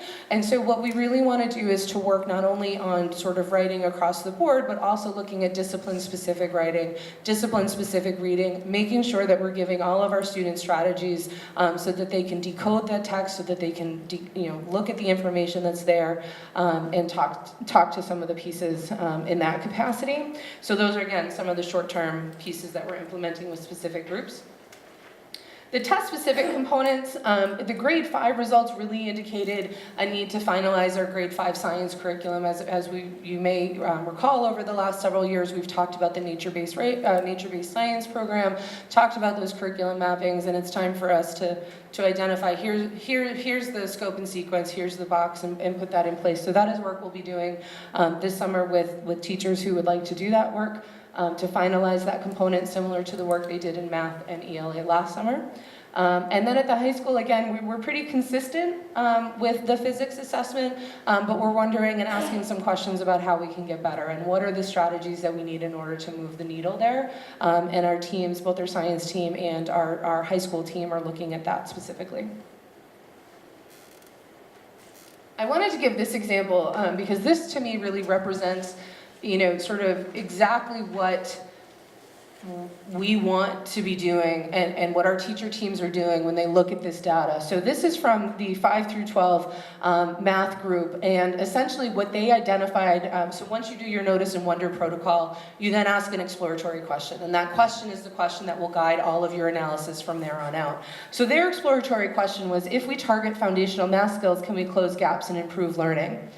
From there, you need to identify what data points that you're going to look at. They've identified those there. What I think is important is taking a look at the next paragraphs that they have where, okay, so here's when we're going to do it, how we're going to do it.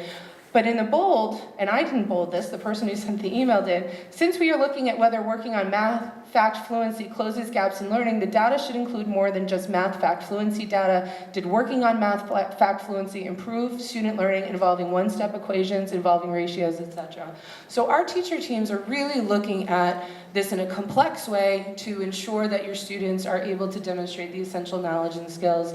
One of the challenges with this vertical alignment is the professional development time, because each building needs their own time, each department needs their own time. When we do have release days, we have about a 90-minute window of an overlap. So we're trying to fit a lot in, but I really want to thank our instructional leadership team and our teacher leaders for leading this work and going on this journey with us. And this, I think, represents, last year we talked about we were exposing our teacher leaders to it, and this is what your teacher leaders are doing and leading. We did solicit feedback from staff on the vertical process, and they identified in the feedback surveys that the amount of data that they were provided was overwhelming, and that they were looking for more of an overview from the administrative team. And what's really interesting is to get this feedback and to talk. We're meeting with the Professional Development Council next Wednesday to talk about why it was structured the way it was, and trying to make sure that we're putting information out in a way that the teacher teams can look at it, analyze it, and make it actionable for them. We intentionally did not provide an overview because we had heard, or I had heard since I had come on board, that there was the last time that data was being presented, it was presented in a way that seemed to single out and target, which was not the intention and not what we want to do at all. So we did it this way intentionally, but there's learning to go from there, and we're going to make some changes, and we're very excited about that piece, and how we can collate the data for them in a little bit of a different way. They did identify the need for more of these vertical meetings, which again, I'm very excited about, and specific professional development related to these areas on Friday, which is tomorrow, probably about 8 hours. No, it's half day, so it's more than that. We have Terry Morrison, who is leading grades 2 and 3 and looking at the math data and really diving into instructional strategies. We have work that's being done at the middle school and the high school that we'll hear a little bit about.